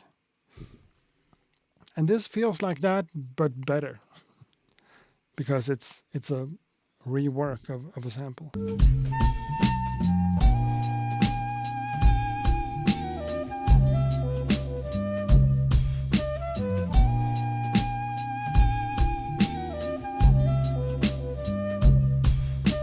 Yeah, it's just a sample, no additions by myself.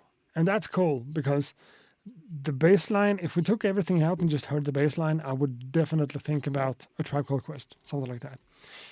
Great stuff, great work. Lax 22 has been played and we talked about it, even though I don't have a lot of stuff to say. Just me complaining about the drums could be a few decibels louder, just a little bit. Now, let's get back to the emails and let's find some... No, first of all...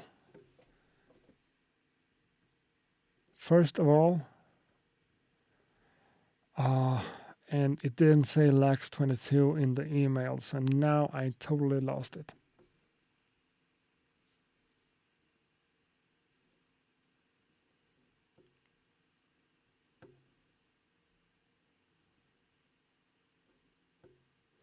Damn. Okay, whatever. Let's move on to the next one. And the next one comes from someone called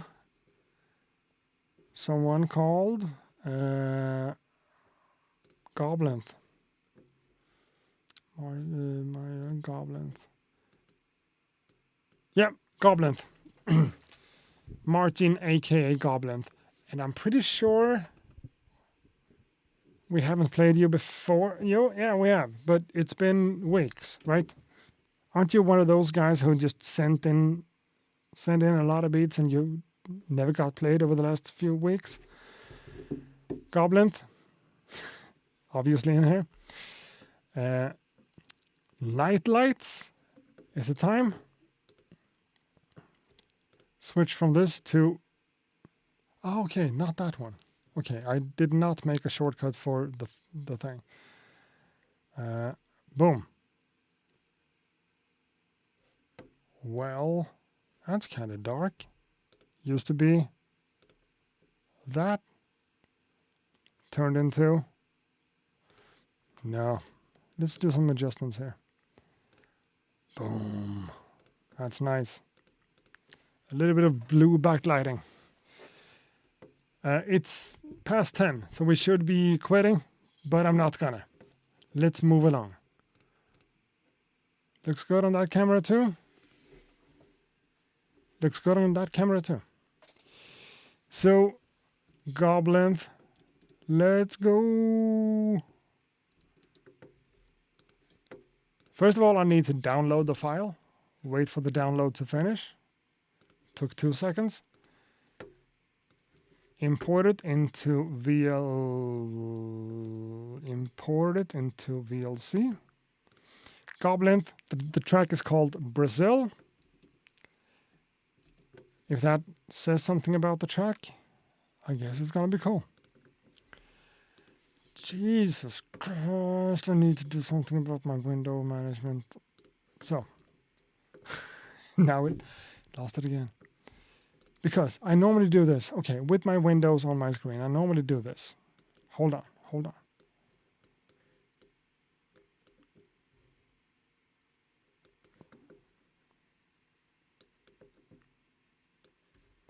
Okay, that's better. This one needs to go there.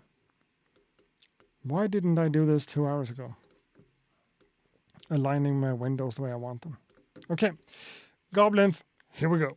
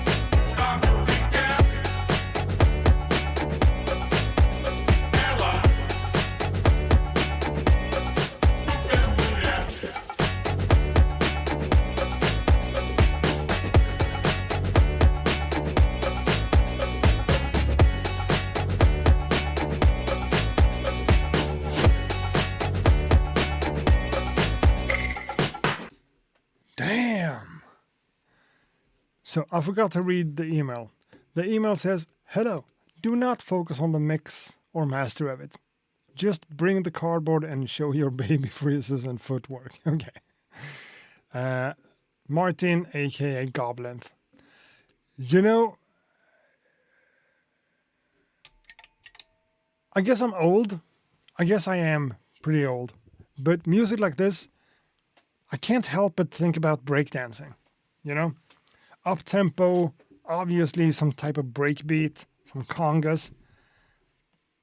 Up-tempo, super funky. It feels like a breakbeat, but it's more than that. It's better. It's well produced. It's, you know, whew, this is really good stuff. Well produced, maybe a little bit overly processed, but we're not going to talk about the mix and the master. Sure. The basic idea here is fantastic. The vocal sample on top of it all just makes it so much spicier and just feels like a finished thing. This is good. I wish I made music like this myself.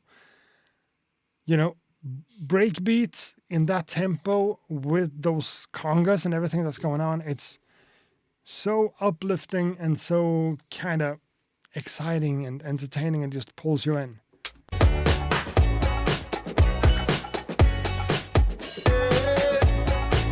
So many small chops that just, you know, we talk about that sometimes. The ending of the chops makes so much difference and just adds so much to the rhythm and the flow of things. And you will really know about what I'm talking about, you know. That one? All right.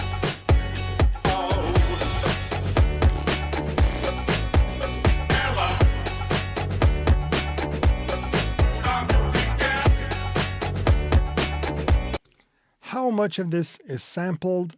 I guess everything is sampled, but how much of the stuff sounds like this from the get-go? It feels like you chopped the hell out of that sample. Damn, this is good stuff. Maybe a part of me wants to try to make this type of stuff myself. I did this project back in the day with like a team of breakdancers. We tried to do something and I almost got it right. I almost found the sound of the genre and like that. In this case, it's so good.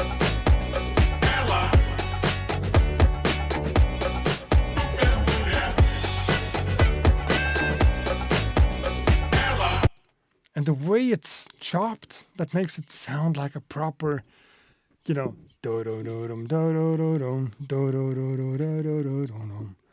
but it's not just but it becomes makes so big of a difference. Eleventh, no reverb on the snare. One extra point for you. You can't. This is a perfect example. Imagine to add a reverb on the snare.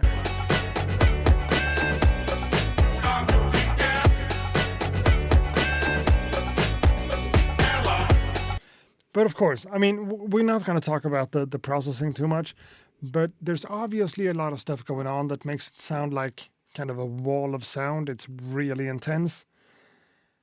Maybe that's the point of it. Maybe it's overdone a little bit. We're not going to talk too much about it, but still, got to be mentioned. It could have had more dynamics. It's basically what I'm saying.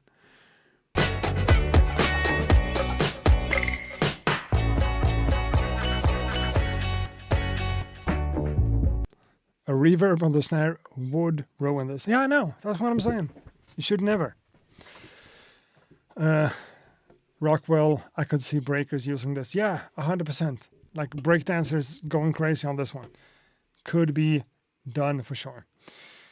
Beatdown says this beat it's got such a nice drive. Yeah, and that's the bass line and the drums just pushing it forward. Of course, it helps to be like based on a drum break and in this tempo, but the punchiness of the bass together with everything and all the chops on top of it, I mean, this is what it's all about.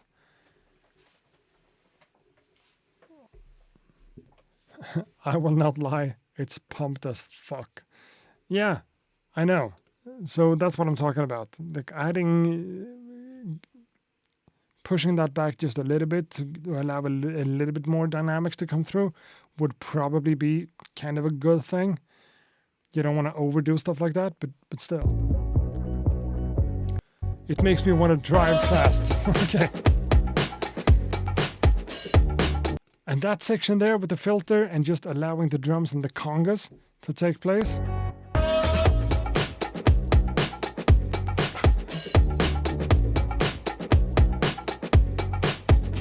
And the kick drum, right in the gut. I mean, this is Goblin.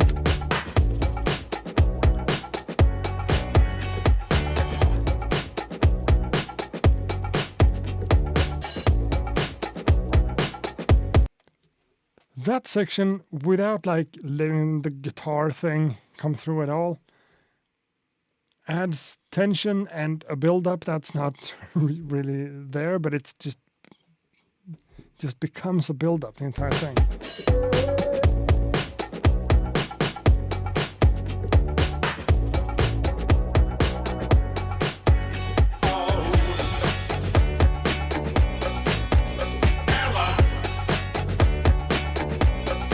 Well,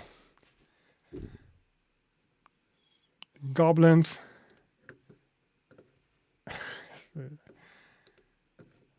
Yeah, this is just good stuff.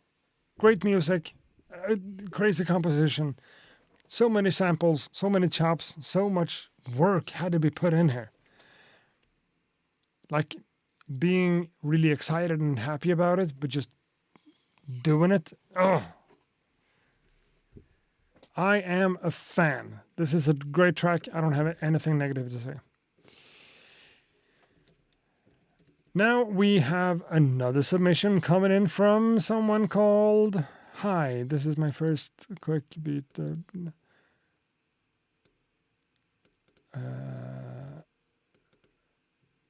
From someone called Aditya. Adisha? Adisha. That's the only way I can imagine to pronounce that. Aditya. Aditya? Adisha. Are you in the chat room? Are you in the chat? Are you in the chat or not? Adisha.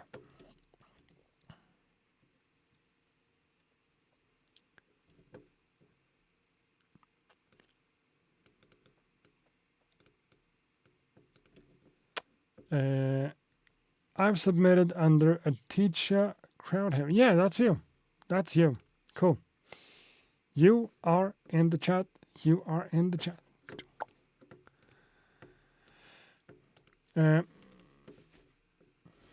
Wow, that took a while. It's a huge WAV file, which is fine. Works. Just took 2 more seconds to download than I was expecting. Hi, this is my quick beat ever. Hi, it's my quick beat ever because I worked at it as a commitment. Hi, this is my quick beat because I worked at it as a commitment. Question 1. Is this length okay? If not, then how do you extend the beat length? 2. Is the mix great? Okay. So first of all, is this length okay? If not, how can I extend the beat? Well, that's you can just copy it over multiple times. Is the mix great? I don't know. Let's listen to it. Adisha Crowdhairy. Let's go.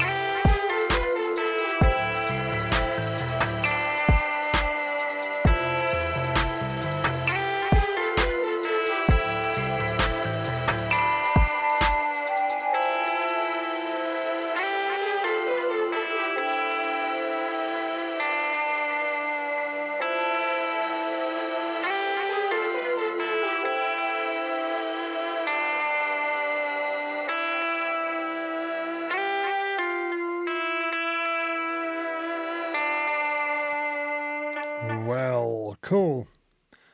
That's that track. I was meaning to take that one out. Cool. So the first question in the email, how can I extend the beat? For this streaming, for this live stream, this is perfect. This is 1 minute and 50 seconds. And I've said that I'm just going to play 2 minutes. So that's nice. Now, question number 2, is the mix great? Well, let's get into that. First of all, it feels like in terms of the composition and the production here, I think you did a great job. It has pretty much, when we're talking about different sounds placed in different filters,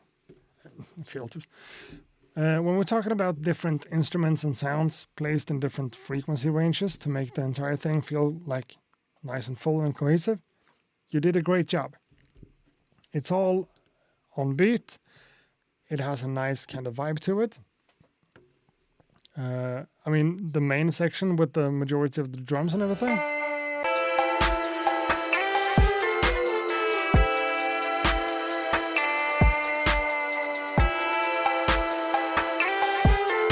In terms of the mix, I mean, the mix isn't bad, but it's not great. It's loud enough and it's processed in a way that makes it sound decent or even good. But you have different problems, different issues here that we need to kind of address.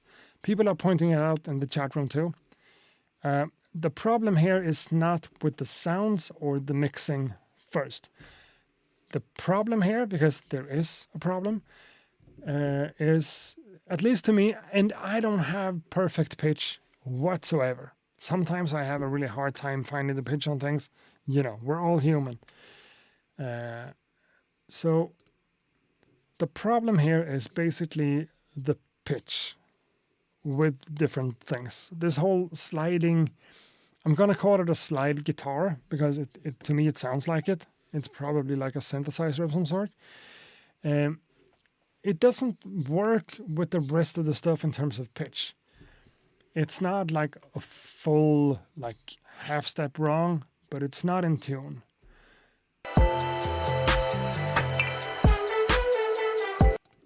Together with that one. Bam, bam, bam, bam, bam, bam. It's a good idea, but the execution is not fully there. The sliding guitar is one thing, but also these bam, bam, bam, bam, bam, bam stabs.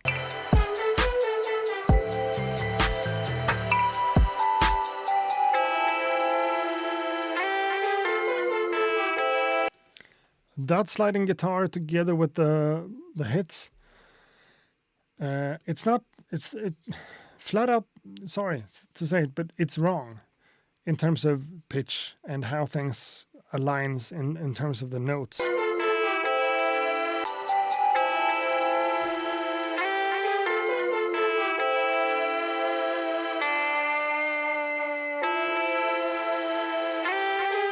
There's also some type of vibrato or tremolo or whatever on the guitar thing that makes it go. I mean, whenever you do a vibrato or a slide or a pitch bend on a guitar, it's going to be out of tune. That's what it's supposed to be. But you got to control that in a way that makes sense. So even though it's not in tune and it kind of goes between notes, it makes sense. In this case, it kind of doesn't really.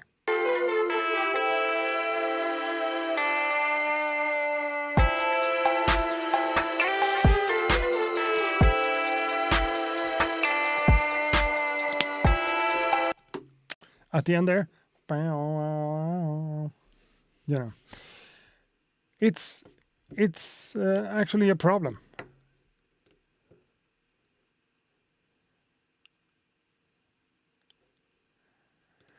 Now we have an issue with the bathroom on the top floor.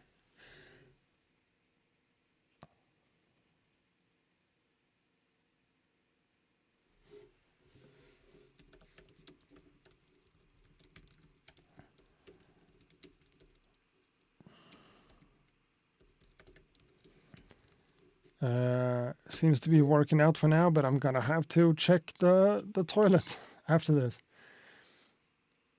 Seems to be something wrong with the flushing. Okay, cool. So this track, I mean, if you would have changed the pitch of the bam bam bam bam bam bam, or just take it out and also like do some adjustments to the guitar thing, everything else is kind of cool. You know, the bass line works. It doesn't.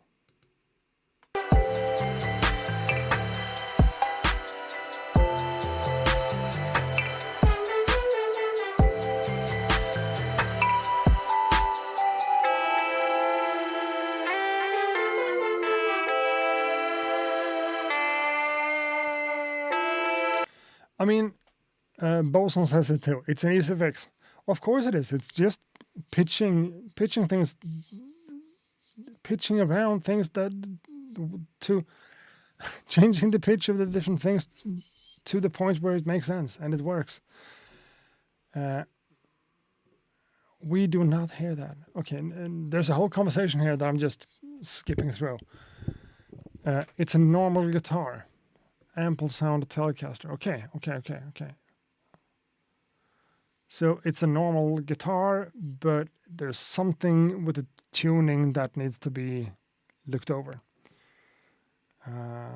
It's a vibrato on the last note. Yeah, and that vibrato is making it not work.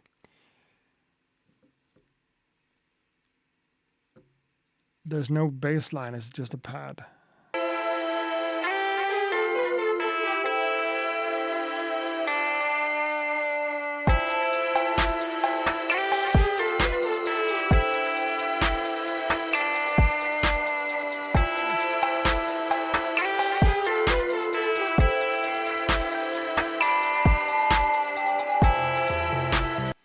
That slide thing in the background on the synth.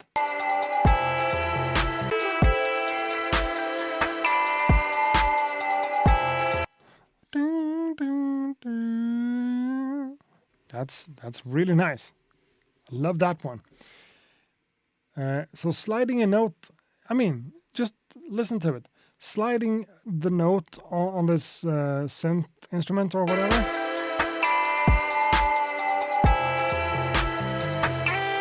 Works perfectly. The sliding thing that goes on the guitar doesn't really work. And together with that brass hits, that's what makes it not work. The hi-hat is very persistent. Yep. There are some issues here we could fix. But if we just want to focus on the most important stuff, I think the pitch value of the things needs to be adjusted. Because if everything was in tune, it would have been such a much better starting point. Because this track has a lot of potential. The guitar adds this atmospheric stuff that I think a lot of people are forgetting about. They're making beats with a loop and stuff, and they don't really have a top line. In this case, we do. It's just that the pitch doesn't really work. There is a slide in on the first guitar note. Sure.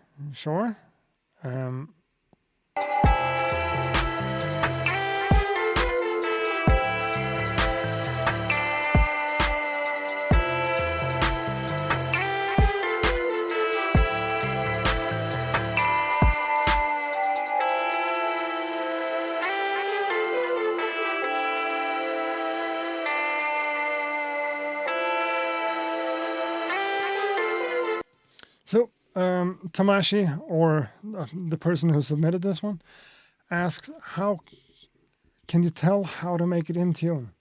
Well, it all depends on how you made this thing. Because if it's a real guitar, I guess you recorded the guitar into, I guess it's made in a DAW, GarageBand, Logic, FL Studio, Pro Tools, whatever. All these different DAWs have pitch correction functionality and pitch shifting functionality. Some notes sounds sharp. Yeah, and some of them sounds flat. First of all, if you want to record a guitar on top of stuff like this, because it's obviously produced digitally with synthesizers and probably like plug-in instruments, those are normally always in tune if you don't do anything crazy. So just take the guitar, make sure that it's tuned before you record it with a tuner. The out of tune synth is the real offender. Well, I don't know. If you've already recorded it and you need to do some pitch modulation or pitch shifting stuff, all the DAWs has it. I used a VST known as Ample Guitar. Okay, so it's a VST Ample Guitar? I don't think I've heard about that. Let's Google that real quick. And yeah, I just typed Google into my web browser. Such a boomer sometimes. Ample Guitar. Seems like a legit guitar plugin. I mean, you added a slide. Is that with a jog wheel on a keyboard? In that case, you can just change the pitch value of that just to make sure that it works. And I mean, this is hard to talk about because it's an ear kind of thing. You need to hear it yourself. You need to be able to identify that, yeah, it's not in tune. I need to do this. A lot of us are saying that it's not in tune, it's out of pitch and whatever. If you can't hear it, it's gonna be a problem. If you can't hear it, there are different tools like tuners and stuff that helps you. Logic has this cool feature that I use a lot of myself that tracks the note's pitch and like assigns it to a MIDI channel so you can see it. Otherwise, there are Melodyne plugins and similar, but there's got to be some types of settings somewhere for you to tweak the notes, the pitch values. If you did something with a jog wheel I can't even see that. If you did something with a jog wheel on a controller, go into the automation lane for that track to see how does it change. The normal setting in most cases is that like from the middle position to the top position is 1/2 step. Maybe you need to increase that or decrease that or just change how the automation lane looks. And that's one of the issues. But I think the thing that stands out even more is this ba ba ba ba ba ba.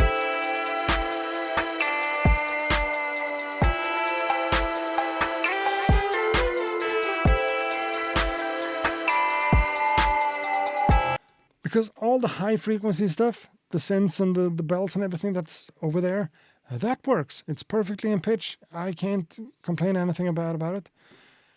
I can't find anything bad about it. But with some other stuff here, it's not in tune and it needs to be overseen. I used an amp. Cal Arkane Corey Wong. Okay, let's Google that too. It doesn't really matter what you used. Okay, that's also a software. That's a software amplifier. So the amp should not be changing the pitch of the instrument. I think there are some settings in the actual instrument or in your DAW with the automation lane. So you could go in there and see how the pitch value, if it's from a wheel or something, how it's changed and how it kind of corresponds with the notes in the track. Something is not perfectly aligned. And it's hard to try to give you like concrete feedback about exactly what to do. But that's the overall problem with this track. The idea of it is cool. and it has a lot of potential. You did everything right, except from not making everything in tune.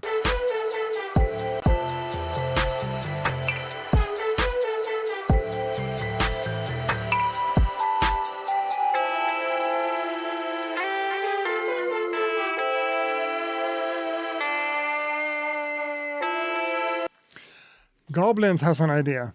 It might be that some sounds are detuned, vinyl effects, when at some point are not. Yep, that could be a thing. If you added something like a vinyl simulation kind of stuff, sometimes it adds pitch wobbles, and sometimes it's really cool. But whenever the pitch wobbles out of the scale, it's not pleasant. But I think we need to move on. We have said a lot about this one, and we're trying to help Tamashi out. But it's difficult to do on a live stream. But it's apparent to me and to a lot of people in the chat room that is the length okay to be called a beat? Well, if you want to release it as an actual piece of music for people, I think making it longer wouldn't hurt, you know? But of course, a track could be 1 minute and 50 seconds long, for sure. And I gotta give you a little bit of credit when it comes to the drums, because you added this really corny ass cowbell thing, and you made it work. The drum programming is pretty solid.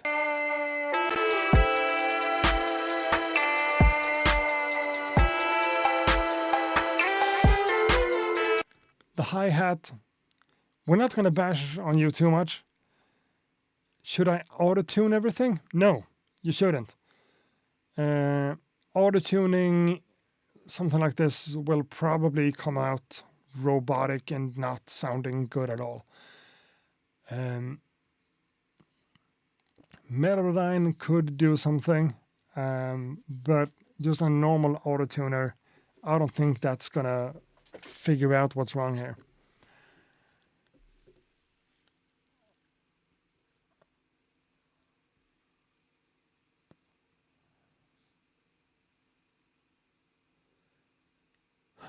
Boson says, trying, no worries. You're in key, it's just too much tape vinyl wobble. Is that the thing? Did you tell us that you used a lot of that? I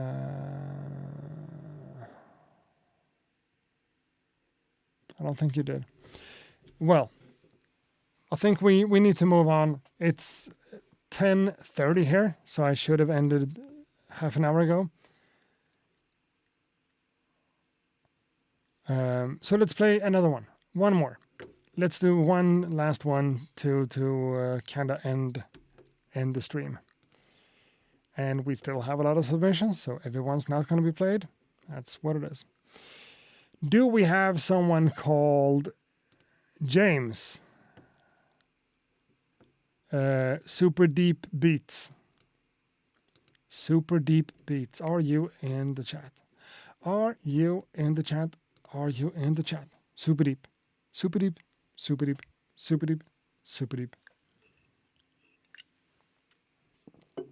Yeah, it's tape echo on guitar. That's pretty much, that could very well be it. If you have a tape echo in the DAW on the guitar, try to take that out and see what kind of difference it makes.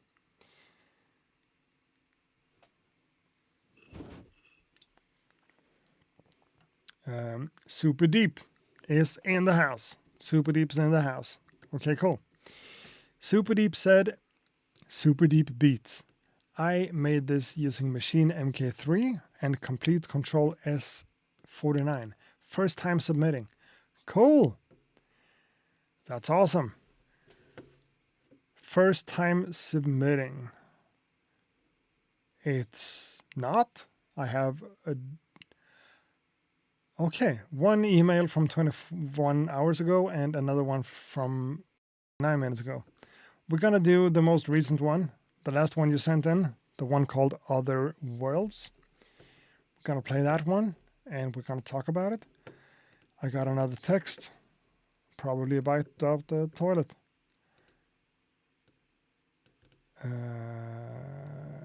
Shit, there's something about the toilet. Damn. Now, that just makes me want to do this for 2 more hours. I don't want to check out the bathroom. I'm not a plumber. I don't know shit about toilets. Pun intended. Yeah. Other Worlds from Super Deep Beats. Super deep.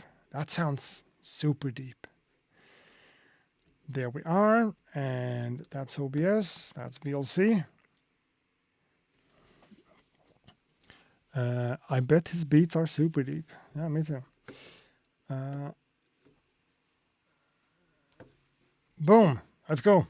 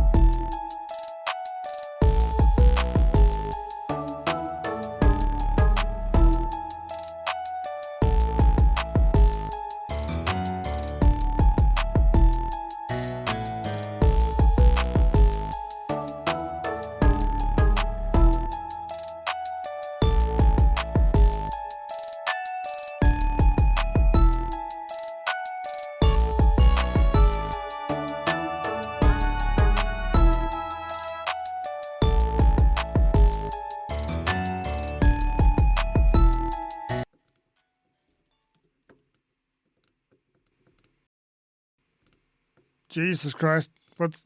Okay. Hello. Okay. That was about 2 minutes of the track. It's 3 minutes and 7 seconds.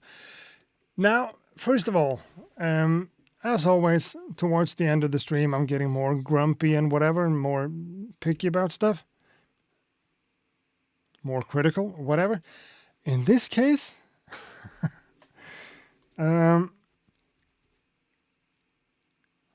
let's try to separate the production and the composition as one thing, and the sonics, the cadence, the sound design, sound choices as one thing.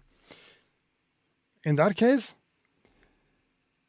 I feel like the composition and the production is fine. It's not bad. It's in pitch and you know it's right in most ways. But personally, I gotta be allowed to have an opinion, a subjective opinion about the musical taste of things too. In this case, my problem is just pretty much about every sound you picked in here. In one way, I could say like, yeah, this is different and it's interesting because it is, but it's not appealing to me. I don't think, the sounds, someone mentioned like Pixar movies, and yeah, It has a little bit of that quality to it. Dreamlike, it could be from Inside Out movie or whatever, something like that. But it's also kind of crazy because we have this trap style of hi-hat programming and this distorted bass line. And then we have all the happy bells and a lot of atmosphere and stuff on top of it. I have a hard time wrapping my head around it, but maybe that's because I'm stubborn and stuck in my ways and all that. But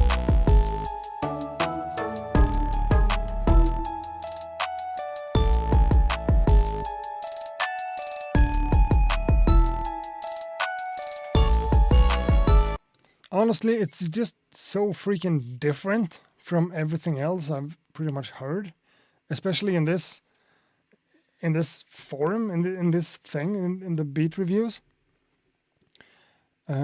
Trap style hi-hats needs to stop. Ah, well, maybe. Super deep beats says, I can see that. Well, I'm not trying to hate on it. I'm not being like negative. I'm just skeptical because it feels so different. And that little thing with the string ensemble thing coming in, it's kind of cool. But I don't know what to feel. I don't know how to kind of... I don't know how to... What's the word? Digest? I don't know how to digest this. And the low piano and the distorted bass. And that bum bum bum.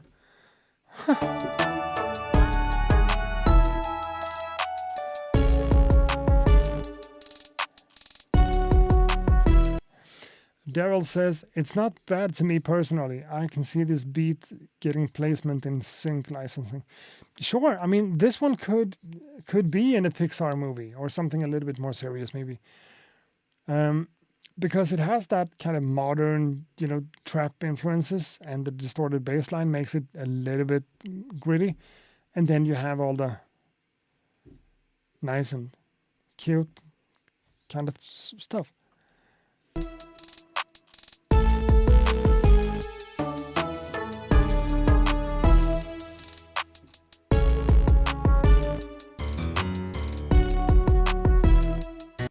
It feels very MIDI. Especially the piano. It feels like the old piano that I used to use for everything in Reason 3.5 back in the day. I mean, back in the day.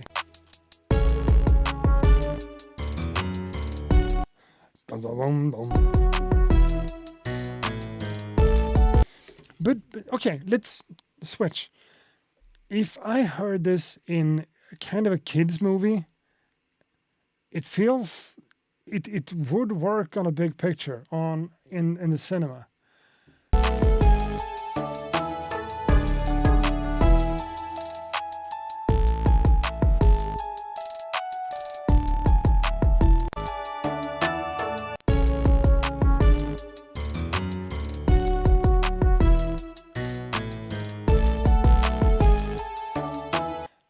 But I mean, in this section where we have pretty much everything playing, everything works together in terms of the musicality of it. It's just me having an issue with the sound choices. If you would have replaced everything, keeping the notes, keeping all the note values, the drum hit, just adding different sounds. I think it would be way different and better. But in terms of like the actual use case, I mean, this is not a hip hop beat. This could very well be synced in a movie. Sure.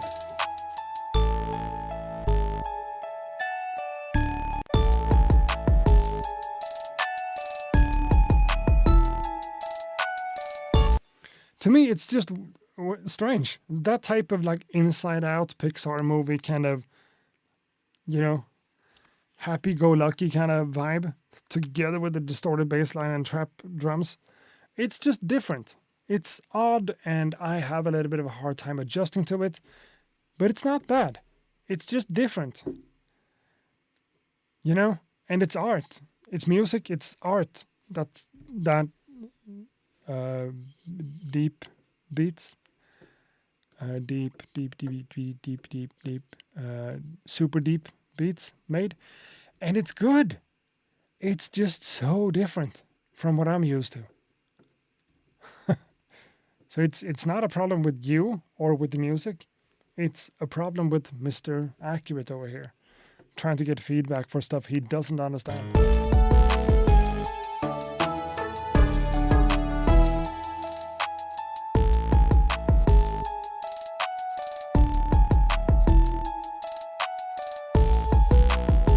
But sure, in a movie, this works. Hands down, it does. It feels really MIDI. Everyone kind of agrees. It seems like I said it feels like MIDI and Reason 3.5 or whatever. General MIDI. Some people seem to agree. It's not bad. It's just too different. I wasn't prepared, you know? And the fact that I have a hard time digesting it and that I feel that it's not appealing, that's me. It's not the music. It's me.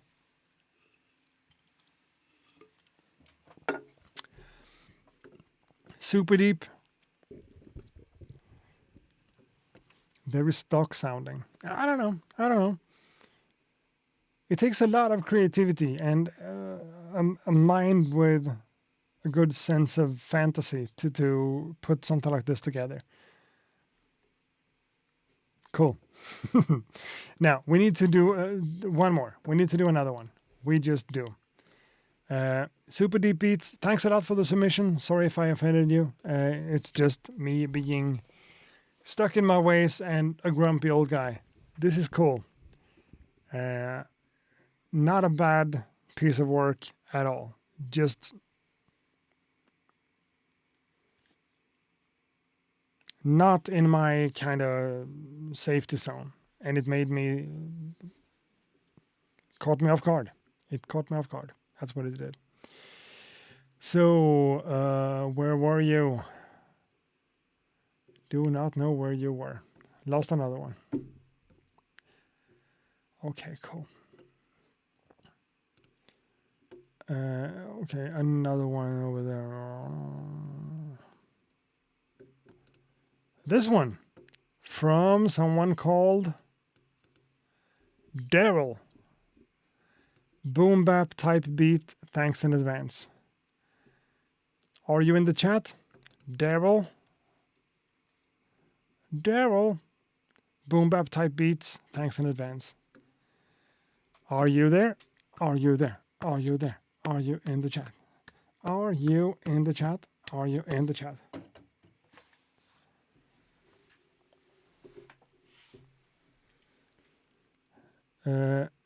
Hey, the email is right on the description.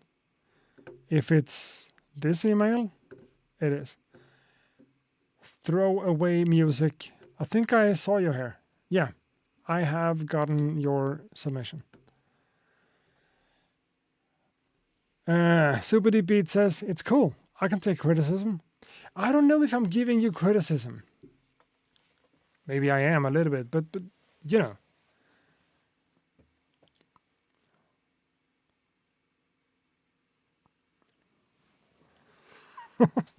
Can't stop talking about that production. It's good, but it's not. You know? Throwaway says, great, thanks. Yeah, I've gotten your submission, but you're not going to be played today, it looks like, unfortunately. Daryl, I'm in here. Okay, cool. So Daryl is in the chat. Daryl's in the chat. Daryl's in the chat. Yeah, Daryl's in the chat. Daryl's in the chat. Daryl's gonna be played. Let's play the beat from Daryl. Boom, boom, boom, boom, boom. So, Daryl, let's go.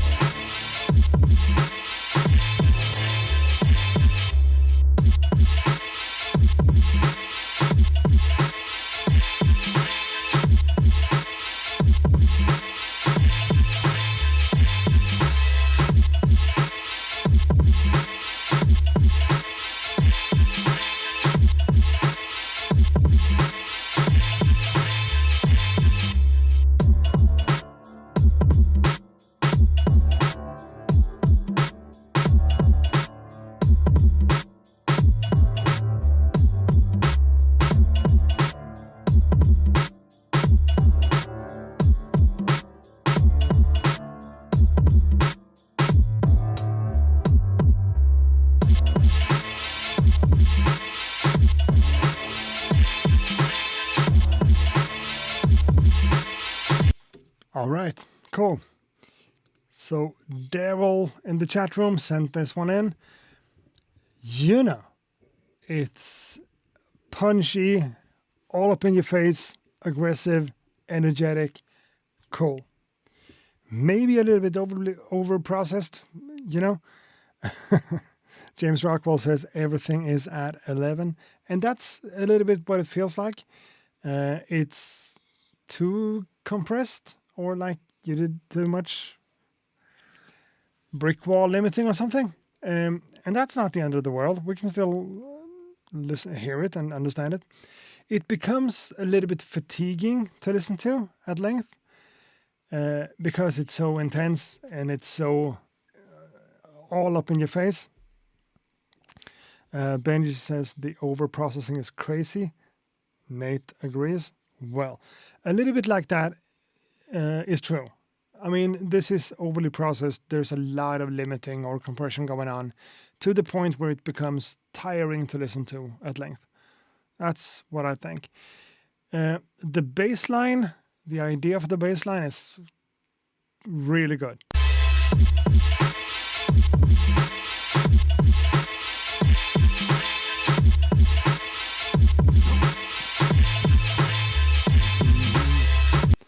Doom doom dum dum dum dum dum dum dum da ba dum boom dum da ba dum. Nice. Love the swing of it. Love the drum programming. It has a lot of energy, a lot of pumping.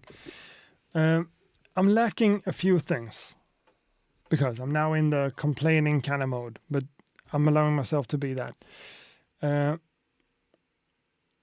In headphones, I can only hear the snare on the sides. Okay, I don't know about that. I can only hear mono, so I'm going to judge it as a mono track. That super heavy kick drum is kind of cool together with that snare, and it just brings a lot of punch to it. But the main kind of sample you used here, at least with this type of processing, it's mostly noise.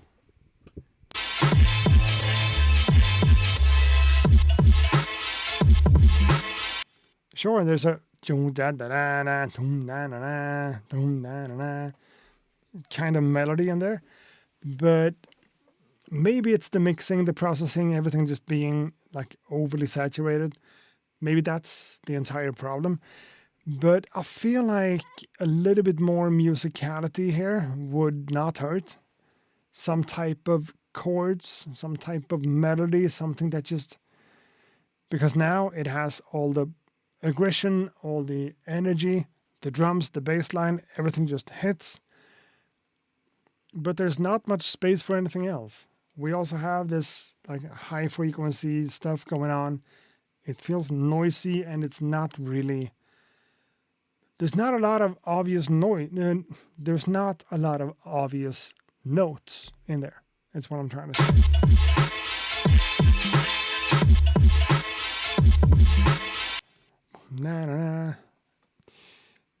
The swing and the attitude and the the personality here is cool.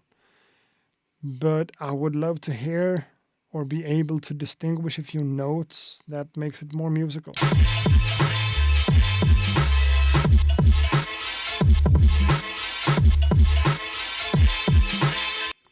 And at the pretty much 2-minute mark over here,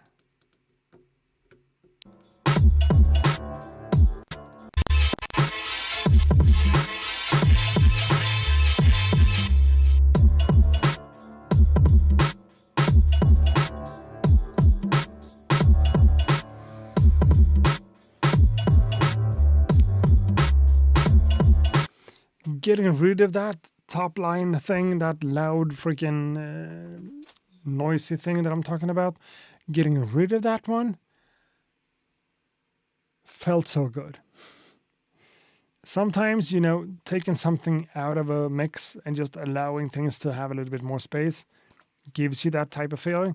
In this case, almost too much of that feeling, because whenever it's not there, it's just a totally different experience.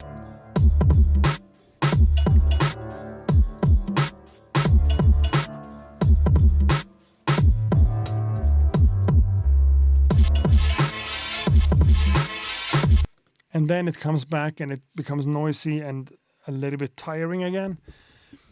Darrell Brown says it's a Lou Rawls sample. That's cool. That's cool. I'm working on the stereo. Okay. Am I wrong here? I mean, Goblin said it's a nice idea, and it's someone says that it's repeating and it gets fatiguing. Yeah, I mean it's not a bad idea at all. The punchiness of the drums together with that bass line has a solid spot in my heart. I love that kind of stuff, but adding something different than this,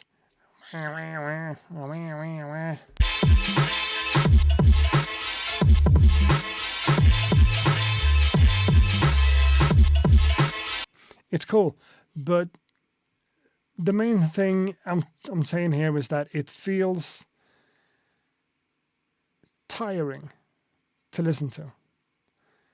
Daryl says, I'm challenging my inner alchemist. And that's cool. That's cool. Alchemist is one of the best out there.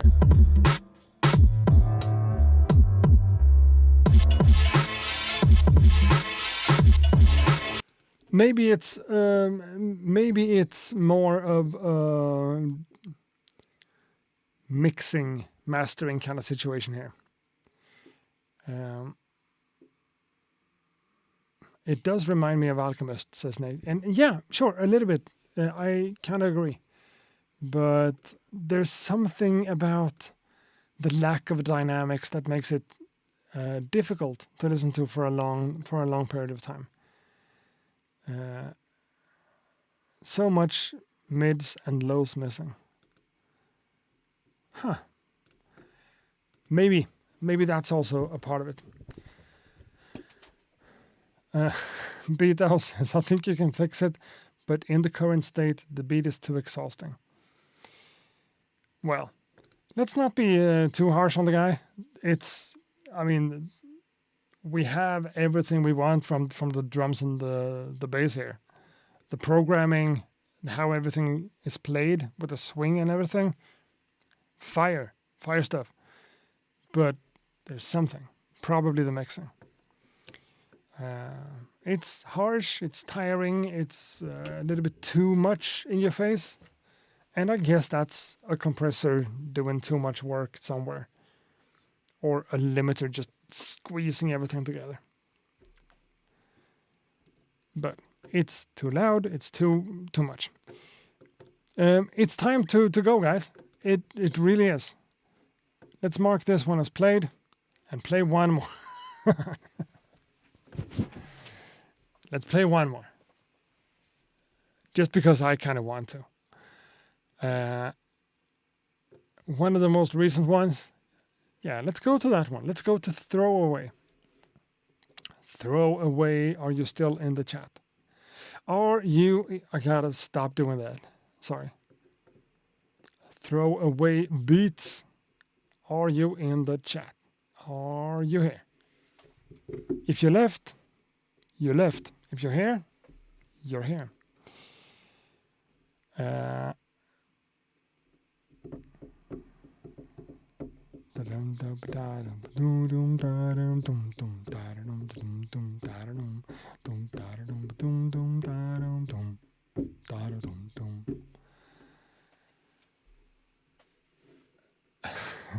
Martin has to wake up at 5 a.m. Okay. Where are you? What time zone are we talking about? 5 a.m. That's like 6 hours from now. And that's fine. But if you're not in the same time zone, it's different, of course. So Mr. Throwaway doesn't seem to be in the chat anymore. He doesn't seem to be in the chat anymore. Let me just see if I can get some stuff here. Now you might be getting a little bit of feedback for a second.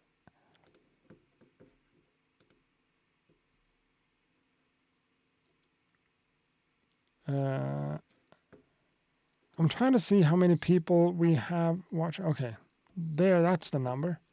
I can't find the number in OBS for some reason. Seems like they left the building. Yep.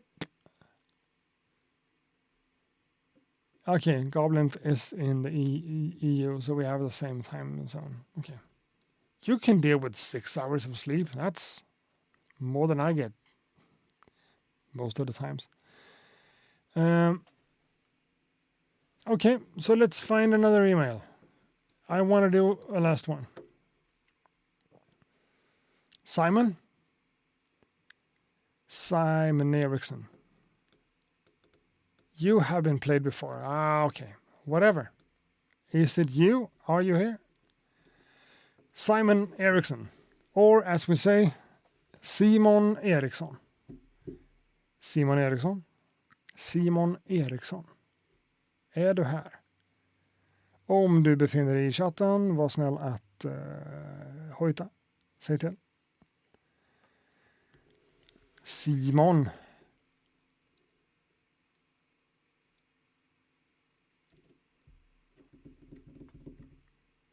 Well, Rockwell says I run on 4 hours most days.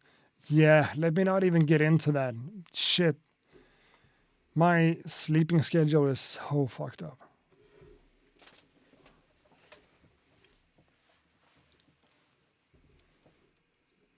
The night before last night, I had 2 hours and 10 minutes of sleep.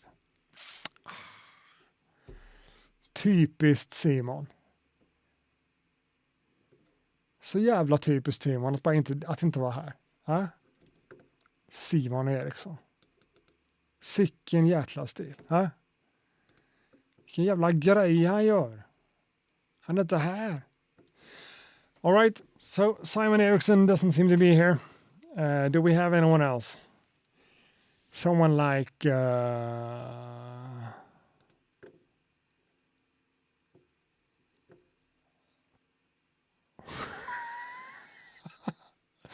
What is this? It's not even a submission. Okay, Renee, what's your name in here?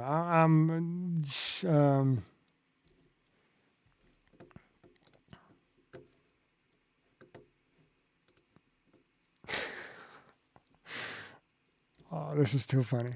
Let's see if I can do this. If I can just pull up one of those screen captures.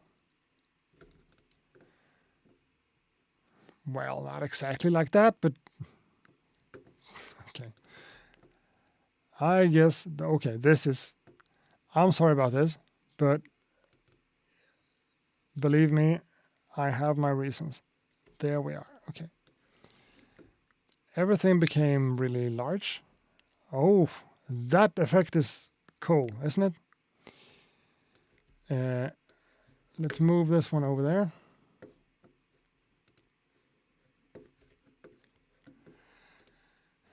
I got this one instead of an actual submission. Can we do this? Yes. Having two monitors is so nice sometimes. Boom, boom, boom. So instead of getting a beat submission, I got this one. And this says a lot. Don't reverb the snare if you want it accurate. Don't reverb the snare if you want it accurate. No, that's right. And this is printed on a t-shirt. I guess he made this one himself, which is cool. Don't verb. No, okay. I didn't read this. Don't verb the snare if you want it accurate. That's what it says. Don't verb the snare. Yeah. So thanks a lot for not submitting a beat, but submitting that instead. Cool. Kane TV, of course. It's you. Kane TV. Actually, ChatGPT did. I thought it was funny. It was. I love that. Loved it, loved it, loved it.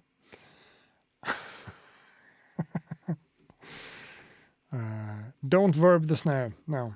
That's going to be my podcast that I'm doing together with myself. Don't verb the snare podcast. We're just going to talk for hours about the importance of not putting a reverb on the snare. Okay, someone else. Okay, if you are in the chat and you know you've submitted and you haven't been played, tell me. Tell me. Tell me. Say something like, yeah, I submitted, I haven't been played, and we're going to play it. For the last beat of today, and there's still a few submissions to go for, but shouting out people that are not here, it's tiring. Flower Beats said me. Flower? No, it's not Flower, it's Flow 36. Flow 36, okay, but I can't find a submission from someone called Flow 36. Yes, I could, over here. But no, it's a YouTube link. Come on. I'm not doing links.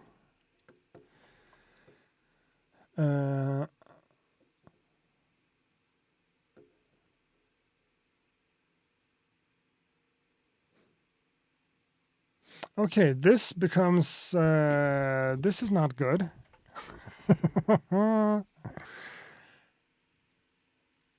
Flow 36 beats.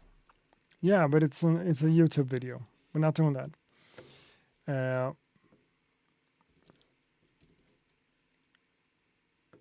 Play Made So Well. Corey Quills is also here. Fuck it, let's do a few ones. First of all, let's go for Made So Well. I don't have any time to, Made So Well. There you are. I'm not promising that I'm going to play everything. I'm not. But now we're just doing things. Made so well. Submission right here. Let's go.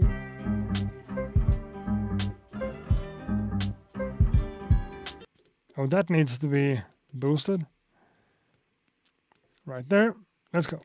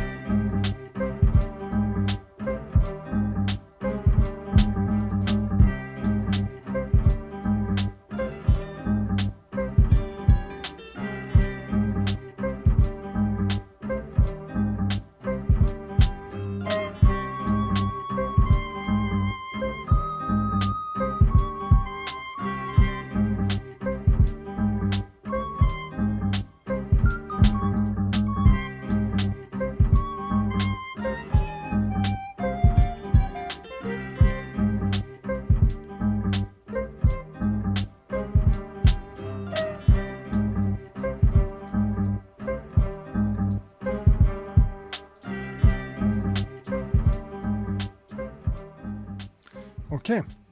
Made so well said immediately when I played it. Beat review merch would be cool.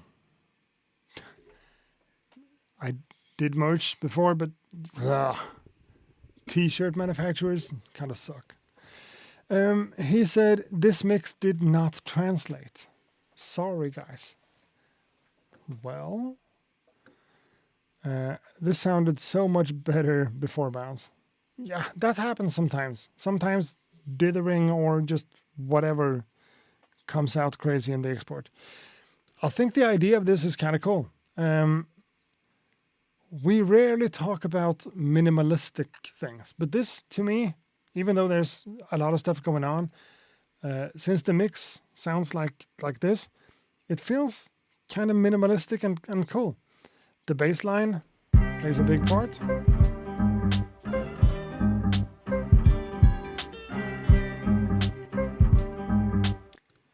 The mix itself is kind of quiet, so I had to push it up a little bit, and it sounds...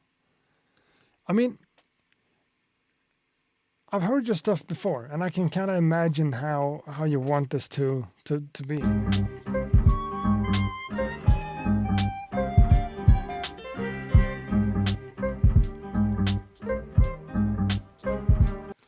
It's a nice track. I'm sorry if you don't feel like the translation or that the mix translates the way you wanted it to.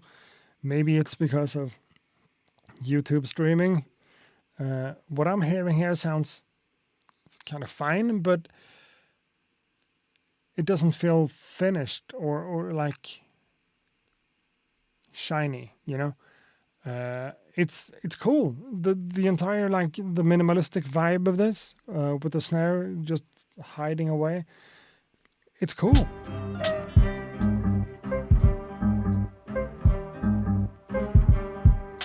And the bass, the whole boom, da-dum, da-dum, da-dum. It's not bad. I think it's a good bass line for a cool track. It has a lot of potential. That's what I want to say. Has a lot of potential, but if you feel like that about it... could you read the email? Okay. I'm trying to move fast, so I forgot about that. My bad.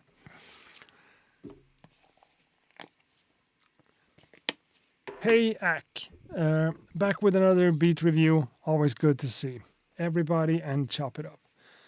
This took way too long. I had to remake it about 6 times.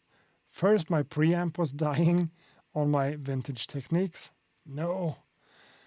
Then there was a problem with artifacts and time stretch with the MPCX. And it just always seemed like something came up that sent me back to square one. I say all that to say. I think some of the magic is gone from the original idea I had. It's the same in the majority of it. It's the same in the majority of its parts, and to be honest, in spirit. But I think a little bit of its soul died in the process. Always happy to hear everyone's thoughts and opinions and critiques. Okay, sorry I forgot to read that. And, you know, having that type of struggles and those types of issues when you're working on something could be so frustrating. And then you just end up accepting, okay, that doesn't sound like I wanted it to sound, but it's good enough. And that too. Now this happened. I had to do this instead. It's remaking a beat 6 times over sucks. It's just not a good thing to go through. I know what you're saying, and I know the feeling for sure.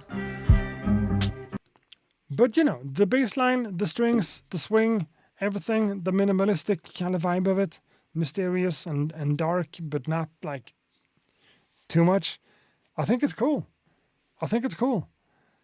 If you wanna like work on it to where you're happy with how it sounds, that's one thing. But as it is right now, I don't think this is a bad piece of music. It needs some tweaking in the mix to be a little bit crispier, but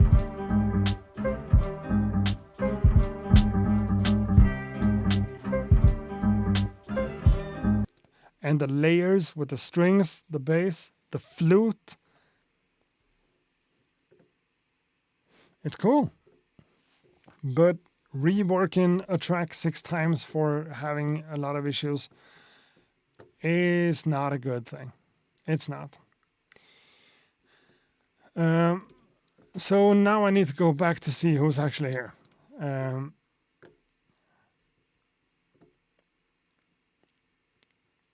So we have Michael Baumeister. Let's find your track too. Boom. Let's now read the email. That's one of the things I'm trying to always remember. Michael Baumeister says, "Hi, this project was made using only the Roland MC909 with some mastering afterwards. Since the MC909 was mentioned in the stream, I wanted to show what the machine can do." Okay, so you sent this one as we during this 2 hours ago. Okay, cool. So you made this entire thing on the MC909. That's the one we talked about before. It's really old school. I got the, old school Berlin techno kind of vibes of just from the looks of it. But, Roland knows what they're doing, so hopefully this is something cool. This project was made using only the Roland MC909 with some mastering. Okay, cool. Let's go.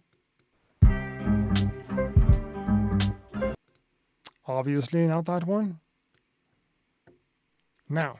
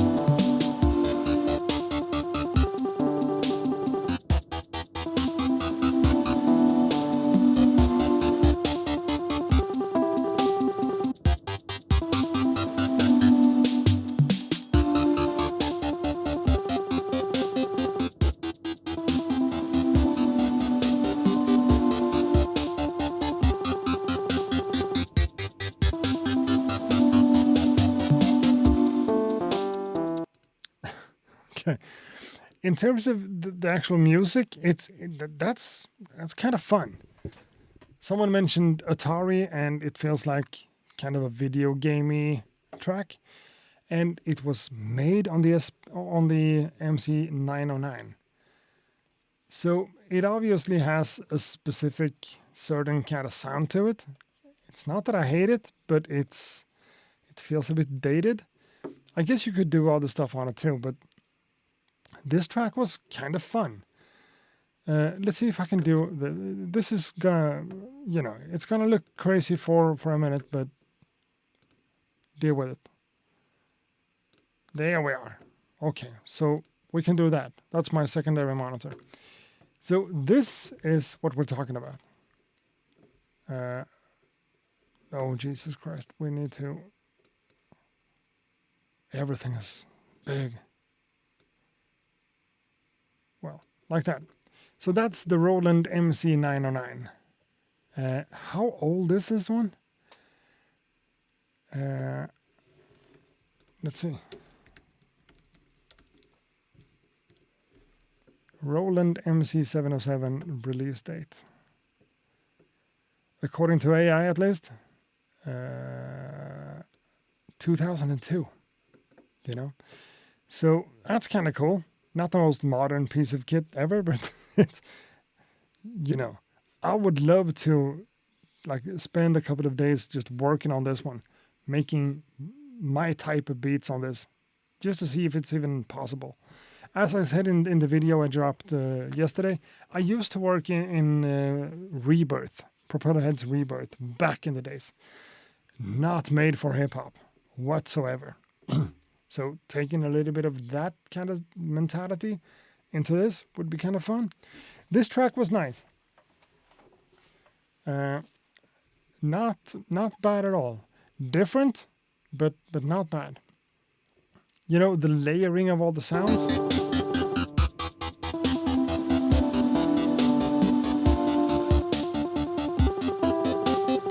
And without even knowing what I'm talking about, I guess this one has kind of, let's see, can we see that somehow? I guess the sequencer isn't really like a sequencer on an MPC. I'm just guessing here. But I would guess that the sequencer is kind of step-based, because what we're hearing is just different arpeggios and different sequencers stacked on top of each other. It looks kind of cool. Not that I'm going to get this one myself, but okay. MC909, right over here. MC909 Techno Project 1. Well, it's one of those things, I guess. Good work. Good work. Using something like that to make music like this can't be easy. Cool. Thanks a lot for sharing. It's a nice, cool track.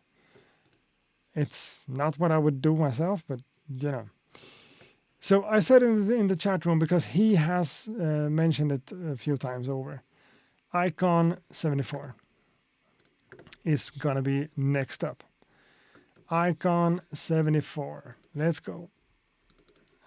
Icon 74.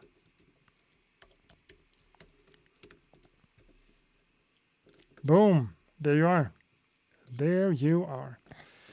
Hey, it's Icon 74, and here is my beat for the beat review. Cool stuff. MP3 file, downloading. Boom, there we are. Straight into the bottom of the VLC list. Okay. So this one might actually be the last one. Does that feel okay, or is anyone starting to cry over it? Michael Baumeister says it's all step sequenced in mute sections. Okay. So, yeah, Beat Owl said, kudos for making tracks on that beat, on that thing in general. For sure. I mean, working on something like that with nothing but a step sequencer and different layers and mute groups and whatever. Can't be an easy job. Just can't be. DJ Acid says, yeah, end it. Okay. So are we gonna end it? Nah, not really. Icon 74. Again, this might be the last submission we play today because we have been here for 3.5 hours.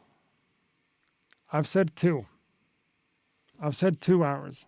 Now it's 3.5. Icon 74 says, prepare to be depressed. Okay. Could be a good way to end the stream. Playing something depressing. Icon 74, let's go.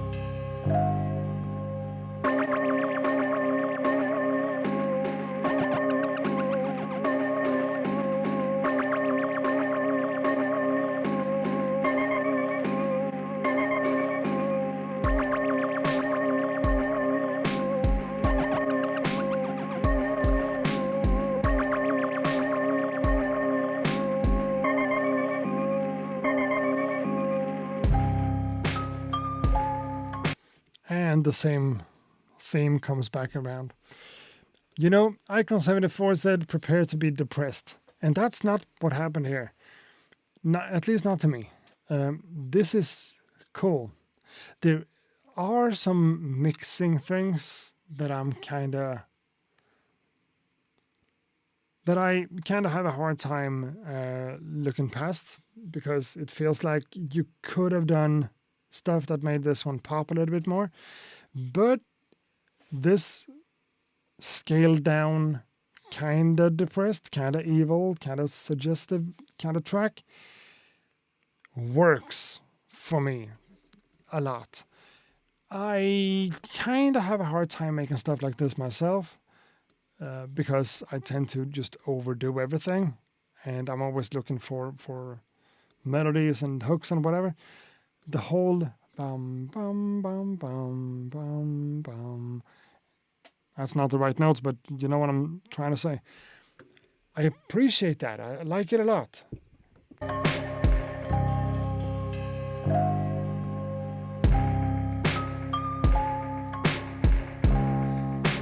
I mean, we talked about video games for the last one, like Atari and whatever.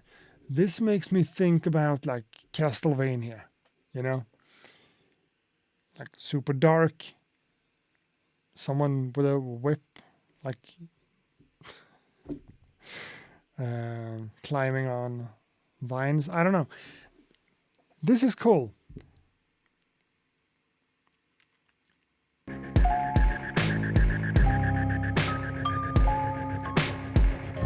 And the fact that nothing is pretty much programmed on the grid. Everything has this loose kind of feeling to it without necessarily going, off the grid, loose like J Dilla kind of stuff that everyone does. This is different and more interesting than that. I'm not saying that it's better than everything Dilla did, but the whole thing about doing stuff off the grid. In this case, a lot of the piano notes and a lot of the main leading sounds are put off the grid, but it still works in this kind of slow tempo with this stripped down version of madness. It's cool. It's cool.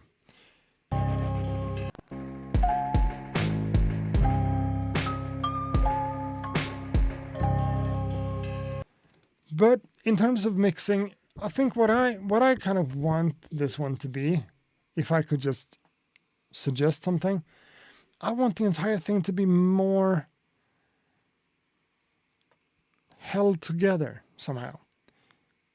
It's nice and it's spacious and it's kind of atmospheric in one way, but it's also just, it doesn't feel, maybe it's just limiting at the end of the signal chain that could do it, but there's something about the track that's a little bit too open to me. Something could be a little bit more punchy and more I have a really hard time finding the word right now, but I think it needs to be more compressed, glued together somehow. That's what people do with compressors. That could be one thing. The bass is cool. It serves its purpose, but it could be more in your face. Could be nice and full and just sit there in the bottom end and just provide somewhat of a foundation for it. And it kind of does that, but still kind of not. All the evil piano stuff is good, but maybe it needs a little bit more shine. So does the snare. Too much reverb is taking away the punch. Cool. Billy, you had an opinion and I think you're right. This section is smart. So smart. It doesn't need to be more than this.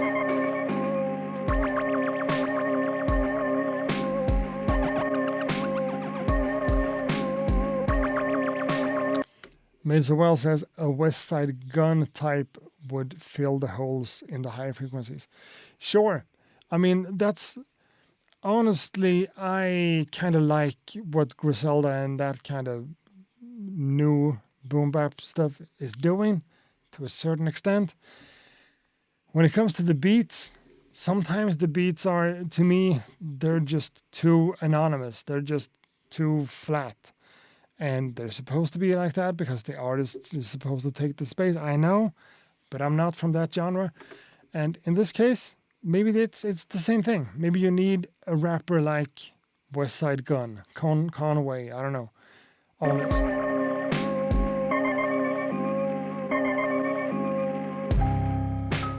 Yeah, that makes sense.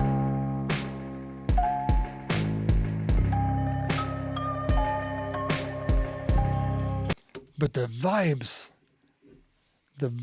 and the mood that this one puts you in, I mean, just listening to 2 bars of it immediately puts you in the mood that I think you're going for. And that's really cool. Awesome stuff.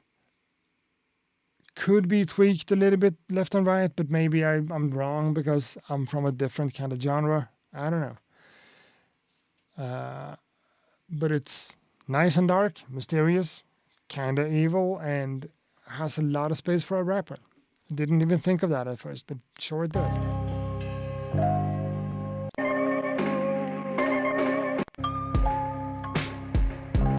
Castlevania type of rapper. Cool. You know what, guys? I am kind of losing my mind. I need to go to bed, and I have some stuff to do around here tomorrow. Making another video. Might just be me doing a beat session on Machine, since I recently made a video on it. Might be something completely different. I need to plan this out as well. So, this has officially been another episode of Beat Review. So, we had a lot of beats played. Let's see how many we did today. I guess we did fewer. So 1, 2, 3, 4, 1, 2, 3, 4, 5, 6, 7, 8, 9, 10, 11, 12, 13, 14. 14 tracks. That's kind of cool. Now, I need to point this out. This whole idea about you having to be in the chat room in order to get played, that doesn't work. I can't sit here and just say, hey, is Bill Smith in the chat? And no one responds. Hey, is Alicia Johnson in the chat? No one responds. So that's not going to be what we do moving forwards, but I don't know what. So let me try to figure that out. But still, doing the beat review, doing this stream, having you guys in here is really cool, and I'm really happy and thankful for all the submissions. Sorry if I stepped on any toes and made someone upset about anything, but I think this is a good place for getting feedback, both from me and from the chat. You guys are adding a lot to this. Thanks a lot. A live beat session on Machine? Yeah, that could also happen. Maybe that's what I'm going to do next Monday.